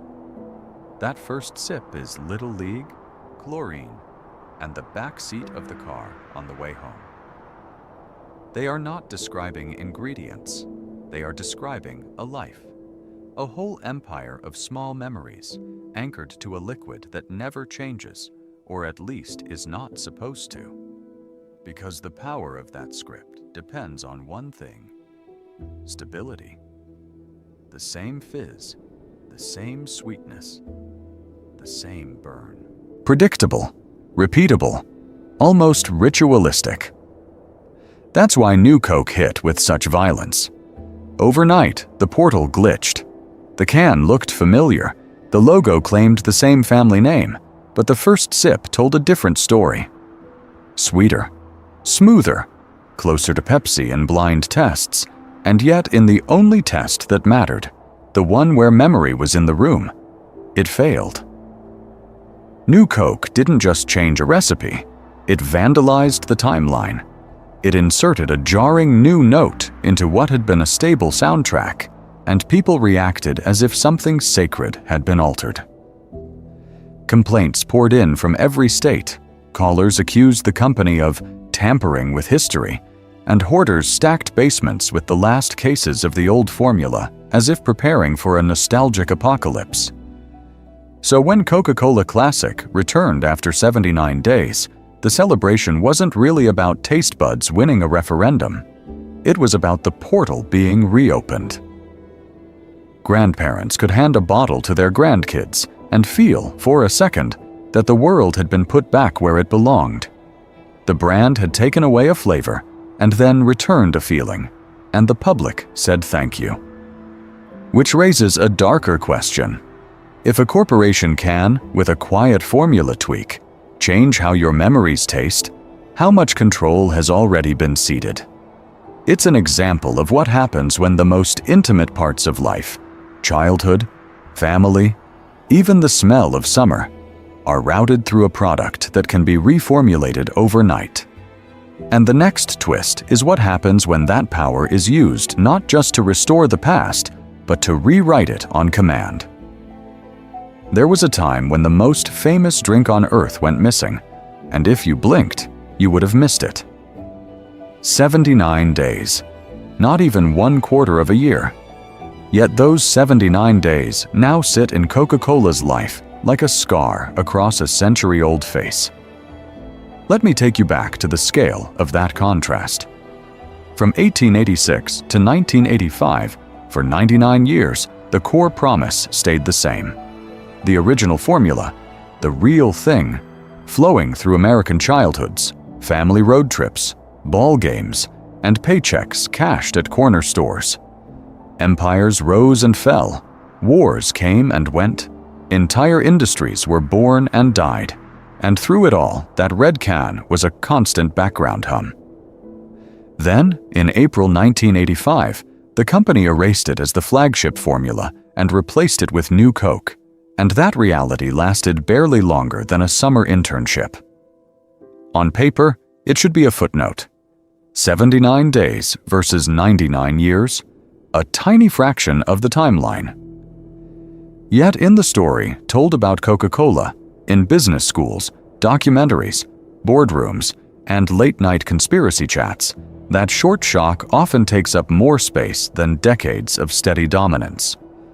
Case studies linger on it, executives quote it in hushed tones, and headlines still reach back to it whenever a brand makes a risky move. It's an example of what happens when a brief crisis becomes more famous than a lifetime of quiet success. This is the power of narrative density. Most years in a company's life are uneventful. Sales targets, marketing campaigns, slow expansion. But every once in a while, conflict, emotion, and resolution are compressed into a tight window, and that window becomes symbolic. In those 79 days, Coke managed to trigger boycotts, hoarding, late-night comedians, congressional complaints, and even death threats over a soft drink. The drama was compact, loud, and easy to retell.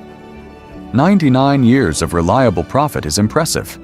79 days of public revolt is unforgettable. Within that compressed storm, the themes were almost mythic. There was hubris, a global empire convinced it could improve on a product people had woven into their identity. There was loyalty, customers who had never called a hotline in their lives suddenly dialing by the thousands to defend a flavor. There was identity and even patriotism, callers accusing the company of tampering with history, as if a recipe change was an attack on the nation. And finally, there was redemption. When Coca-Cola Classic returned, and the same corporation that had been mocked as arrogant was suddenly welcomed back like a prodigal member of the family. His story is one of power and perception, but this episode shows how quickly both can be edited. If a company can reshape a 100-year myth in just 79 days, what does that say about how fast your own reality, your memories, your routines, your loyalties, can be rewritten by forces you never voted for? And the real question is, what happens when the next rewrite is designed so well that no one even notices it happening? There was a time when a brand's job was simple. Be everywhere. Be the same. never scare anyone.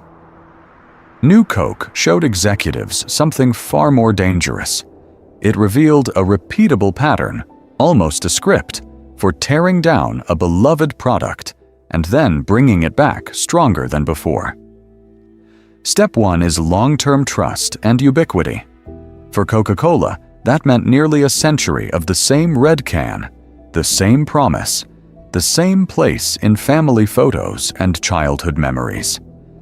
Not only was it a drink, it was a backdrop to American life, an empire of habit built one vending machine and one holiday ad at a time. That slow, quiet familiarity is the foundation.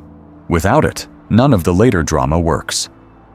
Step 2 is the disruptive change, framed as progress. A new formula, a redesigned app, a simpler logo. The company speaks the language of innovation and efficiency. It insists the data is clear, the tests are conclusive, the future is arriving. This is where the shock hits. People wake up one morning and the thing they trusted has been edited without their consent. Then comes the backlash, anger, petitions, boycotts, roasting on social media. Users threaten to switch, fans hoard old versions, online campaigns demand the return of what was taken. That outrage is painful, but it is also free advertising, a reminder of how deep the bond actually runs. It's an example of what happens when loyalty is treated as a variable in a spreadsheet instead of something close to faith. Next is the dramatic reversal. The company listens. It apologizes, or at least performs the appearance of humility. The original product returns, often with a new label, a new name, a new layer of myth. Coca-Cola Classic, the old Twitter timeline, the limited-time menu item that suddenly reappears after a hashtag campaign. Relief floods in, anger melts into gratitude, and the relationship doesn't just recover, it intensifies. Because now the final step clicks into place, a deeper bond than before. The brand didn't just survive a crisis, it shared one with its customers. They feel they fought for it. They saved it. His story is one of money and power. This story is one of emotion and choreography. Let me take you back to more recent examples. When Instagram hides the chronological feed, when a fast food chain kills a fan-favorite sandwich, when a tech giant threatens to remove a beloved feature and then, mercifully, keeps it. That same arc appears in miniature. Progress, shock, mobilization, relief. At times inspiring and at times chilling, this pattern is now visible everywhere. Not every company is as lucky as Coca-Cola. Many misjudge the backlash and never recover.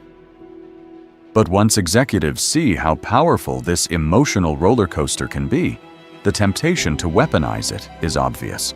So the next time a brand you trust makes a sudden, shocking change, pause. Ask whether you're watching a mistake or the opening act of a very familiar play. Because in the next chapter, the curtain pulls back on how far some companies will go once they realize your outrage is just another asset to be managed.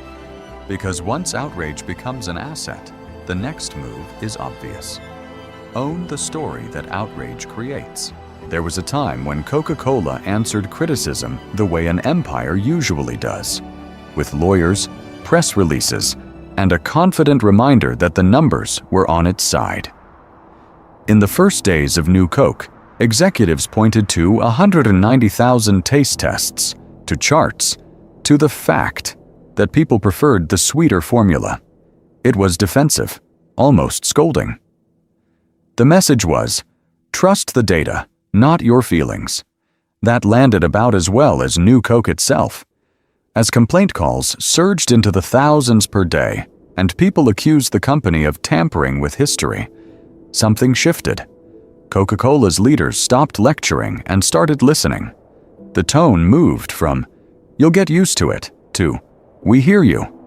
They began acknowledging that this wasn't just about flavor, it was about life, family, memory, and a drink that had been there through wars, recessions, and Sunday barbecues. The brand that once wrapped itself in American power had to speak with something closer to humility. But humility alone is not a strategy. Timing is. Move too slowly, and the anger hardens into permanent betrayal. Move too fast, and it looks like panic, or worse, like the whole disaster was planned. For 79 days, Coke walked that line. Internally, executives watched the backlash curve like a stock chart. Externally, they bought themselves time with careful statements, small concessions, and a promise to keep listening.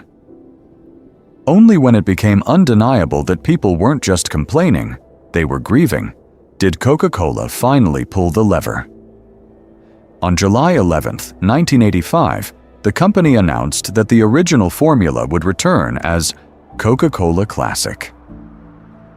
The move felt dramatic yet measured, remorseful yet confident.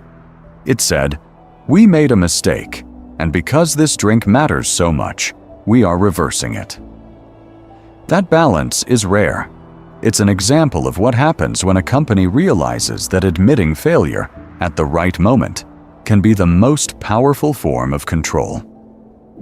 Then came the long game. Over the next decades, Coca-Cola quietly took back authorship of the new Coke story. Executives sat for documentaries. Former CEOs retold the saga in interviews, hitting the same beats: bold risk, painful backlash, hard-earned lesson. At the World of Coca-Cola Museum in Atlanta, the 79-day fiasco isn't hidden in a basement. It's displayed under glass, complete with cans, ads, and a tidy narrative arc.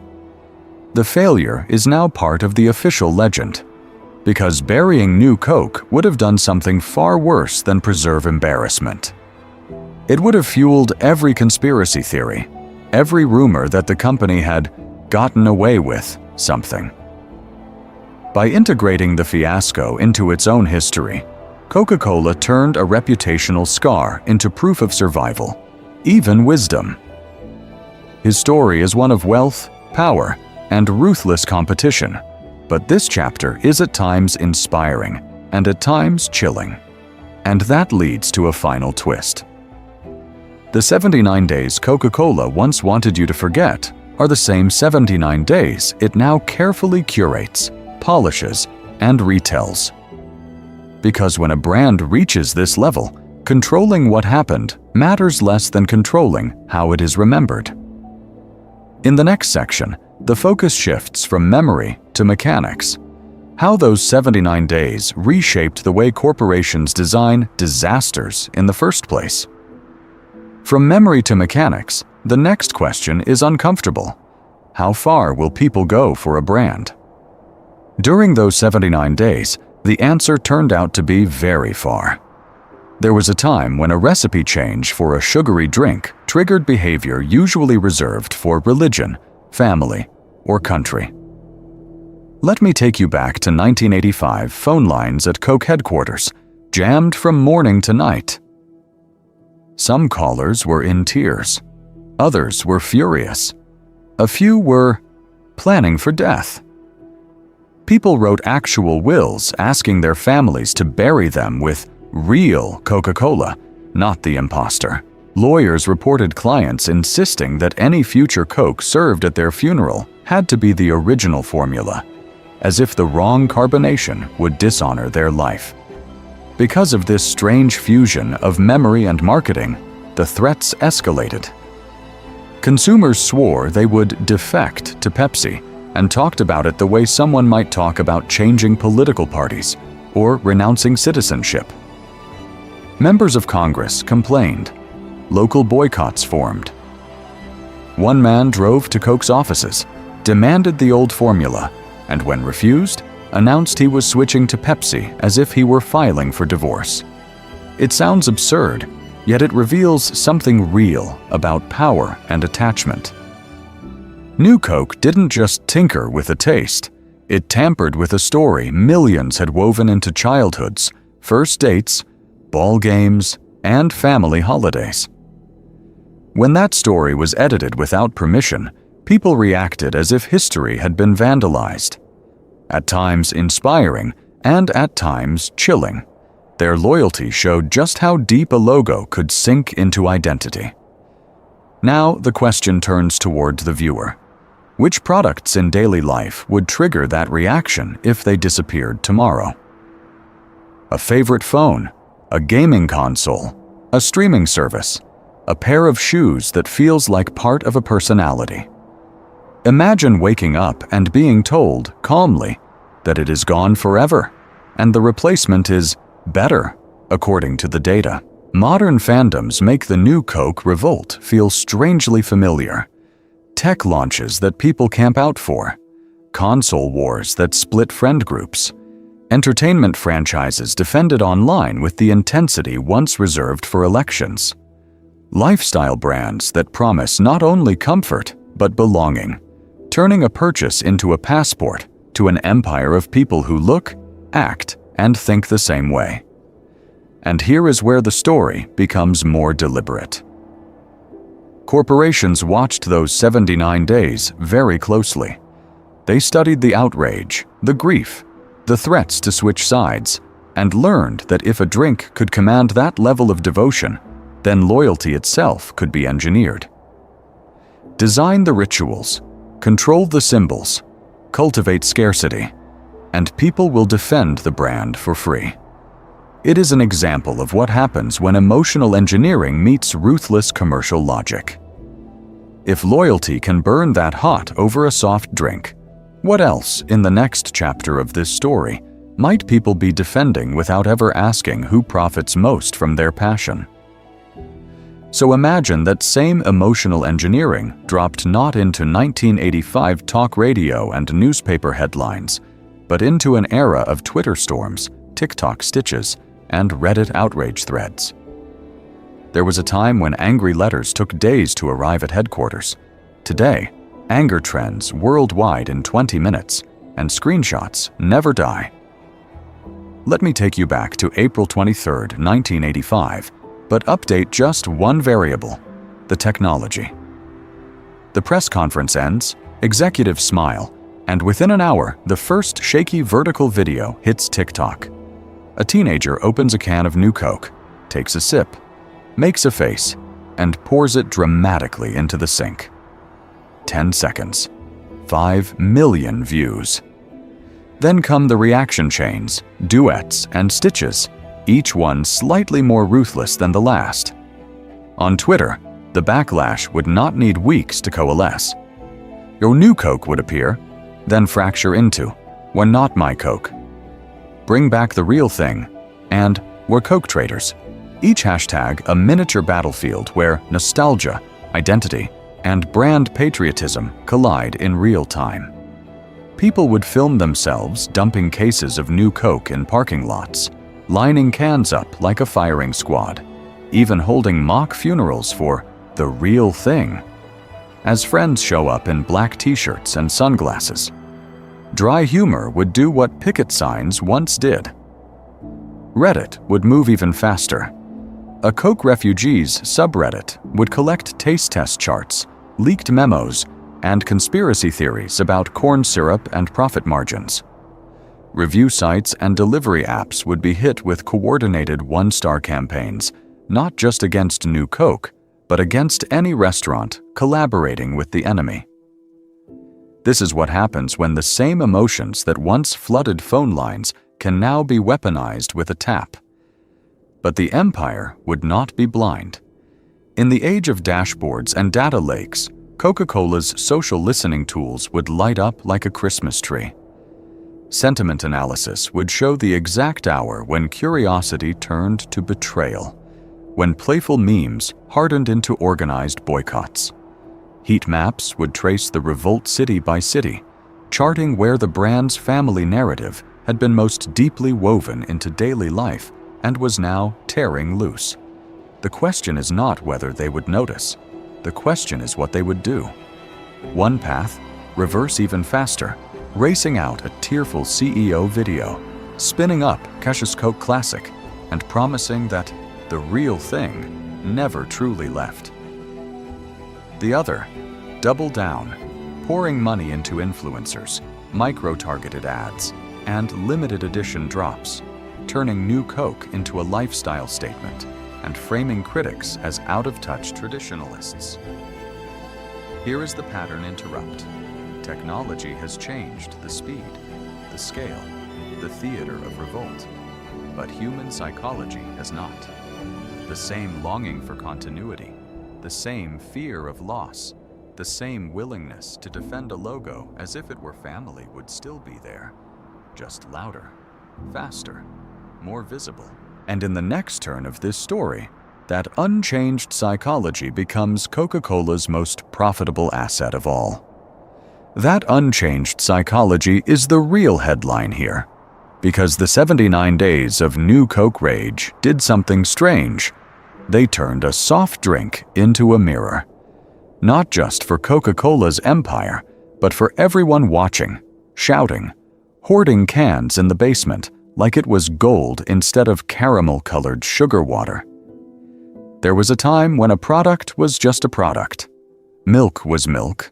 Bread was bread. A cola was a cola. By 1985, that line had quietly vanished.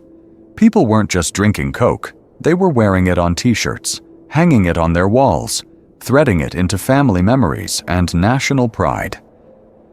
When they said they loved the real thing, they weren't only talking about taste. They were talking about themselves, their childhood, their country, their place in a changing world. Because of that, the new Coke backlash exposed something uncomfortable: how deeply millions had outsourced pieces of their identity to a brand. Not only did callers tell Coca-Cola they felt betrayed, some framed it like a moral crime, as if a corporation had tampered with history, not just with a formula. When a logo starts getting treated like a flag, when a can of soda starts getting defended like family, it's an example of what happens when marketing seeps into the foundations of life, and no one notices until it's threatened. Let me take you back to the daily routines of those years. The same commute, the same evening news, the same worn recliner, the same cold Coke on the side table. Tiny rituals, repeated thousands of times, became anchors in a decade of layoffs, inflation, and geopolitical anxiety. The drink was predictable. The world was not. That predictability gave it power. Quiet power, but power all the same. So when Coca-Cola yanked that anchor without warning, the reaction was wildly disproportionate on the surface, yet perfectly logical underneath. People weren't just afraid of losing a flavor, they were reacting to a deeper fear that nothing was safe from change, not even the background music of their own lives. A new formula in the fridge suddenly rhymed with layoffs at work, with factories closing, with the sense that familiar institutions could vanish overnight. The can changed, and it triggered every other change no one felt they could control. His story is one of market share and money. Their story was about stability and loss. The 79-day saga looks at first glance like a corporation's mistake. Look again, and it becomes a society-wide confession. A quiet admission that a beverage had been promoted from refreshment to emotional life raft, from product to symbol of continuity. And once that is visible, the question becomes harder to dodge. If a simple soda could hold that much sway over millions of lives, what else in your daily routine is quietly shaping you, right now, without ever asking permission? There was a time when 4 simple words held Coca-Cola's entire empire together.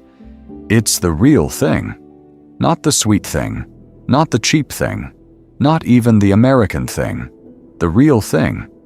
That slogan didn't just sell sugar and bubbles, it claimed reality itself.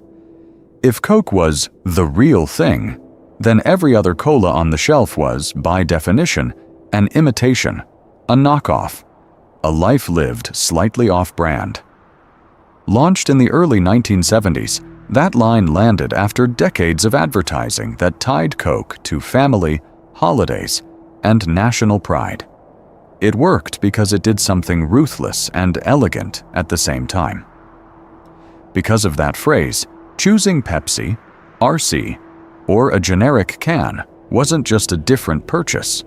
It felt like a downgrade in taste, in loyalty, in identity. The company had quietly positioned its drink as the standard unit of cola reality, and everything else became a deviation. Then New Coke detonated that certainty. When the real thing vanished in 1985, the language suddenly didn't match the life people were living. So when Coca-Cola reversed course after 79 days and brought the old formula back, they didn't just put it on shelves. They renamed it Coca-Cola Classic. 2 extra syllables, and the hierarchy of authenticity was rebuilt overnight. The message was clear. There was Coke, and then there was everything else, including New Coke itself, now demoted to a failed experiment next to this newly crowned classic. The company had created a ladder inside its own brand. At the top, classic, wrapped in nostalgia and moral victory. Below it, any new variant, automatically less pure, less trusted, less real. It's an example of what happens when a company loses control of reality for a moment, then regains it with a single word. From that point on, the playbook spread. Supermarkets filled with original recipe sauces that had quietly swapped ingredients, classic chips that had changed oils, heritage cereals with altered grains and more sugar. Cleaning products became new and improved. So often that the phrase turned into white noise, yet it still nudged shoppers toward the idea that change equals progress and that the past, when convenient, can be bottled and sold on aisle 7. Here is the pattern interrupt. Next time a label whispers original, classic, or new and improved. Pause. Ask a simple question. Original compared to what? Classic according to whom? Improved for whose benefit? Naming is not cosmetic. It is a steering wheel for memory and emotion, deciding which version of events feels official and which one quietly fades. Because once that is visible in a soda can, it becomes harder to ignore in politics, in media, in every product that promises a return to some lost golden age. And in Coca-Cola's case, the language was only the beginning of how they turned a 79-day disaster into a long-term surge in power and profit. That surge in power and profit came with a catch. The company now had to decide what to do with the most embarrassing 79 days in its modern life. For a while, the answer was simple. Bury them. Lock New Coke in the archives like a disgraced relative no one in the family brings up at dinner. There was a time when internal memos warned executives not to dwell on 1985, not to feed conspiracy theories, not to encourage journalists digging through the rubble of Project Kansas. Official histories skimmed past it in a few careful lines. Investor presentations jumped from the real thing to Coca-Cola Classic, as if the middle chapter had been redacted. The empire had stumbled, and the instinct was to pretend the floor had never cracked. But time is a ruthless editor, and time gave Coca-Cola a new option. As the outrage cooled and the boycotts turned into anecdotes, the company realized those 79 days could be useful if they were controlled. So, slowly, New Coke was let out on a short leash, a display case in the World of Coca-Cola Museum in Atlanta, a clip in a carefully scripted anniversary documentary, a smiling executive recalling the day we learned to really listen in a brand podcast that sounded at times inspiring and at times chilling. Let me take you back to one of those exhibits. Behind glass, a New Coke can, a few protest signs, a phone log showing thousands of angry calls. The captions are precise. The company misread consumer emotion. The public spoke. Coca-Cola responded with humility and brought back the original formula. Failure is acknowledged, but framed as a necessary lesson, a moment of corporate self-discovery rather than a near-fatal act of arrogance. That is the dual strategy in action. Minimize the memory of misjudgment. Maximize the myth of responsiveness. The story is no longer about executives who bet the company on a sweetened formula. It becomes a parable about a brand so attuned to its people that it reversed course in just 79 days. The same decision that triggered death threats, congressional complaints, and street protests is retold as proof of wisdom, flexibility, even moral courage. Because what Coca-Cola really wants is not for you to forget those 79 days. It wants you to remember them in a very particular way. Remember the passion, not the panic. Remember the triumphant return of Coca-Cola Classic, not the boardroom that signed off on erasing a century of identity. Remember the wealth and stability that followed, not the moment when the empire nearly tripped over its own confidence. And that leaves one last question hanging over the glass case, over the commercials, over every nostalgic retelling. The issue isn't whether Coca-Cola learned from those 79 days. The real question is whether everyone watching did, or whether the next time a corporation rewrites history in real time, the ending will be nearly as forgiving. Because when you zoom out from the taste tests, the phone calls, and the angry press conferences, the arc of those 79 days looks almost mythic. There was a time when Coca-Cola was not just a drink, but a 99-year-old ritual woven into childhood, family dinners, ball games, even war stories from soldiers overseas. Then a data-driven decision sliced through that ritual, replaced it with a smoother, sweeter formula, and triggered a revolt so loud that the empire had to retreat. A nearly century-old icon was erased from shelves. A secret project with 190,000 taste tests said the new formula was better. Consumers lined up to buy it, then lined up again to pour it down storm drains for the cameras.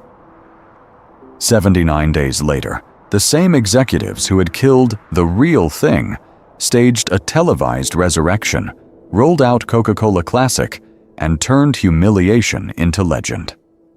It's an example of what happens when corporate power collides head-on with collective memory, and then learns how to spin the wreckage into a victory lap. The central lesson is uncomfortable. Brands that burrow into nostalgia and identity do not just sell sugar and caffeine. They wield soft power that can rival churches, flags, and family traditions. When people called hotlines in tears, when they hoarded old cans like war rations, they were not defending a flavor profile. They were defending a story about who they were, where they grew up, what America tasted like on a summer afternoon. That is not a customer base. That is a constituency. New Coke exposed how little a spreadsheet can see. The research measured sips in plastic cups, not the feeling of cracking open the same bottle a grandfather once held. It counted preferences, not betrayal. By trusting the numbers and ignoring that emotional attachment, Coca-Cola was forced to confront the human side of its business, that people had loaned the company part of their identity and were ready to take it back. The life of the brand was suddenly at the mercy of the people who drank it. Yet the more unsettling insight sits underneath the triumphant comeback. Once a corporation discovers that it can survive a near disaster, even profit from it, the fear of catastrophe starts to fade.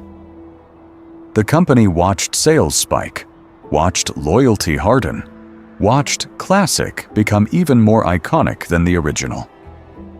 Failure had paid off. And when failure turns into free advertising, the next boundary is easier to push. The next risky reformulation, data experiment, or narrative rewrite feels a little less dangerous. So let me take you back to those 79 days, not as a quirky marketing blooper reel, but as a template.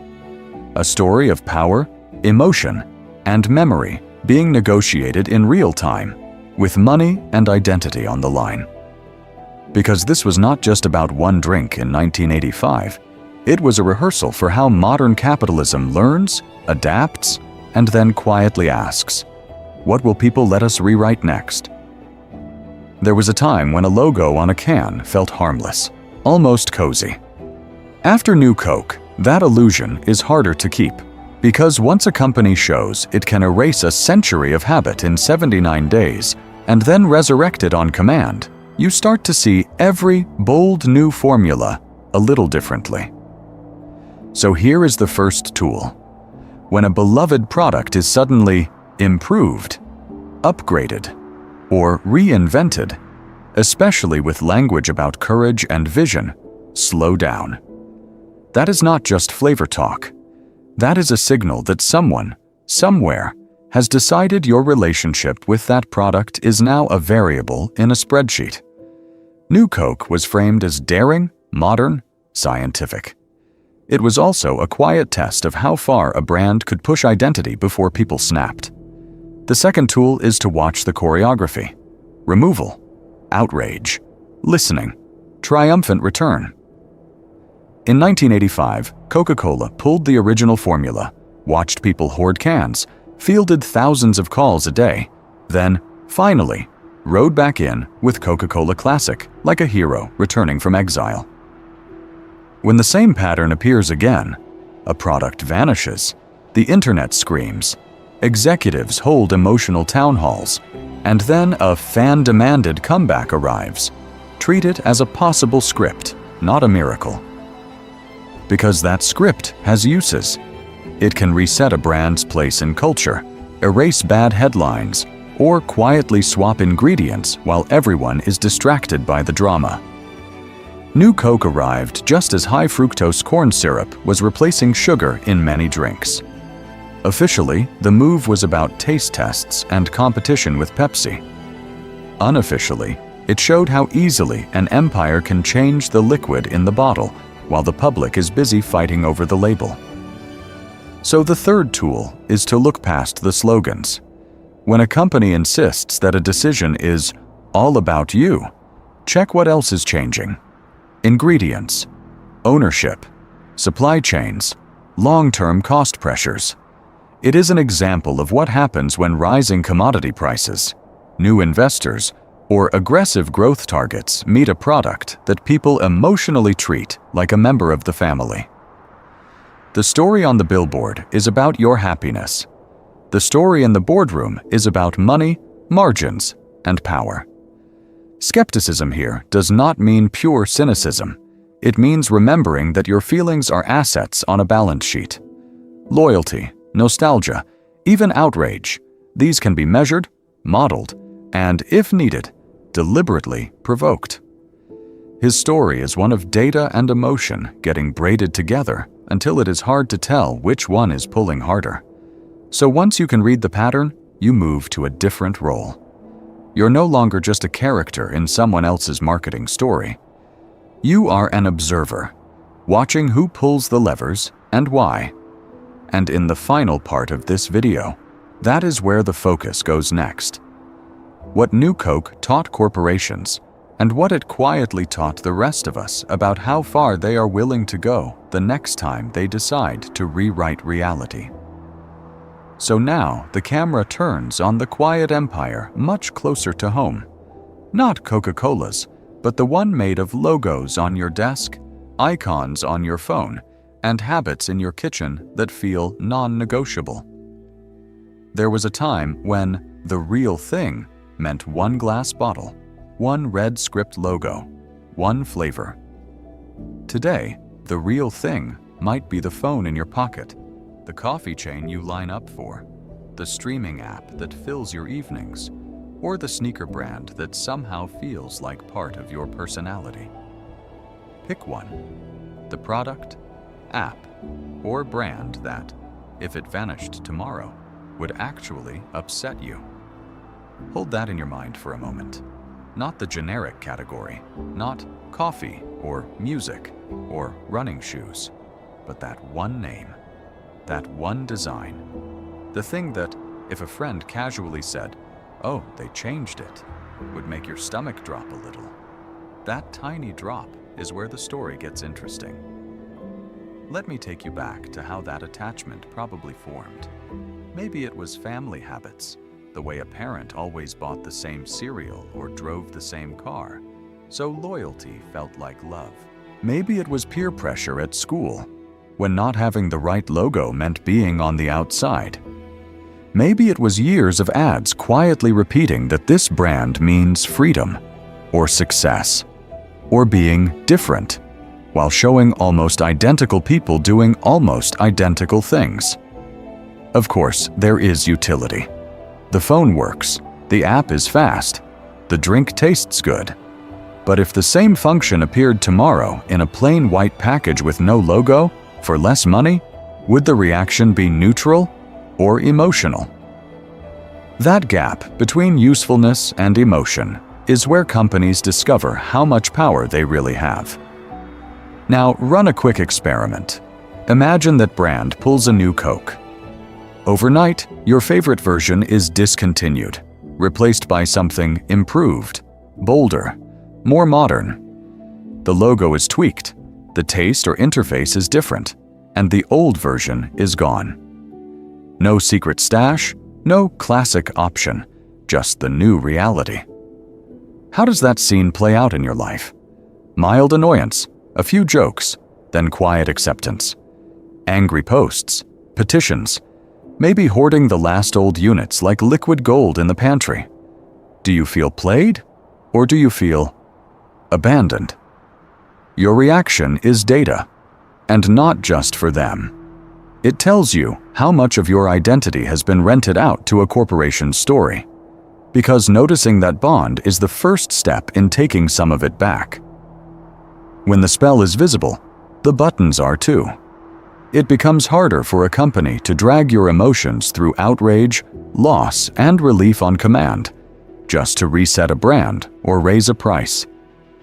It's an example of what happens when attention turns from the product to the pattern. And that is what this channel is built for. His story is one of money and power, but also of how business quietly rewrites everyday life. Here, those hidden patterns in business and culture are unpacked in detail, so in a moment, there is an invitation to stay, subscribe, and keep pulling at the next loose thread in the empire around you. So let me take you back to that moment in 1985, when the world's most famous drink vanished for 79 days, and remember what was really being tested. Not just a formula, not just sugar versus corn syrup. What was being tested was how far a corporation could push identity, memory, and loyalty before the crowd snapped. There was a time when people thought New Coke was just a funny marketing blunder, a trivia question about a drink that nobody asked for. But the story is bigger than that. His story is one of money and power, but this story is one of the modern marketplace learning a new language: data worship, engineered scarcity, and emotional branding, all wrapped around something as simple as a can in your hand. Because once a company learns that 190,000 taste tests can override common sense, that a spreadsheet can tell executives the public prefers something, it unlocks a new kind of empire. An empire where numbers feel objective, almost holy, even when they miss the point of human life entirely. Where the real product is not a drink, but the ability to steer a crowd with charts, slogans, and just enough mystery to keep everyone guessing. That is why stories like New Coke are not just about the past. They are manuals for how power operates now. Today, it is not just soda. It is streaming platforms pulling shows, apps improving layouts, brands killing beloved lines and resurrecting them as classics. The pattern is the same. Disrupt what people love, measure the outrage, then sell the feeling of relief when the original finally returns. Here, those tactics are taken apart in the open. Data worship, when executives hide behind surveys and A/B tests while pretending the outcome was inevitable. Engineered scarcity, when something is removed from the shelves just long enough to make it feel sacred. Emotional branding, when a logo is tied to family, childhood, even patriotism, so that questioning a product feels like questioning a country. It is an example of what happens when marketing stops selling to you and starts scripting you. This channel exists to decode those scripts, to show how business decisions that look random, clumsy, or generous are often carefully staged. At times inspiring and at times chilling, these stories reveal how brands quietly rehearse the same moves again and again, from poverty to wealth, from obscurity to dominance, until the whole culture starts to follow along without noticing. So if you do not want to be the product, study the playbook. Subscribe, like, share this episode with the person who still insists New Coke was just a mistake. Because the more people see the pattern, the harder it is to run the same trick twice. And next time a company tells you it is improving the thing you love, will you just drink it? Or will you stop and ask why? So let me take you back to those shelves one last time. April 23rd, 1985, the day the red cans changed, the day the company, with almost a century of dominance, decided to erase its own past. And then, July 11th, 1985. Just 79 days later, when Coca-Cola walked out in front of the cameras and admitted, without quite saying the words, that the public had beaten the empire. Two dates, 79 days apart. On paper, only a blip in corporate life. In reality, a small civil war over sugar water that exposed how much power a logo, a flavor, and a memory can hold over millions of people who never met each other, but somehow felt like a family when that taste was taken away. There was a time when a soda was just a drink. In those 79 days, it became a referendum on loyalty. The story runs through every stage. The first shock when New Coke hit the airwaves, the anger of phone lines melting with complaints, the organizing of boycotts and old Coke hoarding, the grudging surrender as people drank the new formula because there was nothing else, and then that strange, disproportionate relief when Coca-Cola Classic finally came home. People cried over a recipe.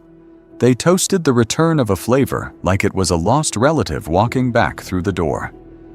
Because of that emotional whiplash, Coca-Cola learned something dangerous and priceless. It discovered how close it could come to losing the public, and how far the public would go to prove it cared. That is the central tension of this whole episode. The company would prefer those 79 days to fade into a quirky footnote, a funny little mistake. But the brand also needs that memory, needs the legend of the time it misjudged the crowd and was dragged back to prove that the bond was real in the first place. At times inspiring and at times chilling, the New Coke saga is not just a marketing blooper reel. It is an example of what happens when consumer culture fuses with identity. If a formula change can spark protests, conspiracy theories about corn syrup and hidden plots, and even congressional complaints, then nothing with a price tag is truly trivial anymore. Money and taste and patriotism all collapsed into one plastic bottle. And somewhere right now, behind another set of glass doors, another New Coke is being planned. Different product, different decade, same quiet confidence that people will adapt. The only real question is whether you will see it coming this time, or only recognize it in hindsight, 79 days too late. If you want to catch the next one before it happens, subscribe, stay curious, and never assume that the thing you love is too untouchable to be rewritten.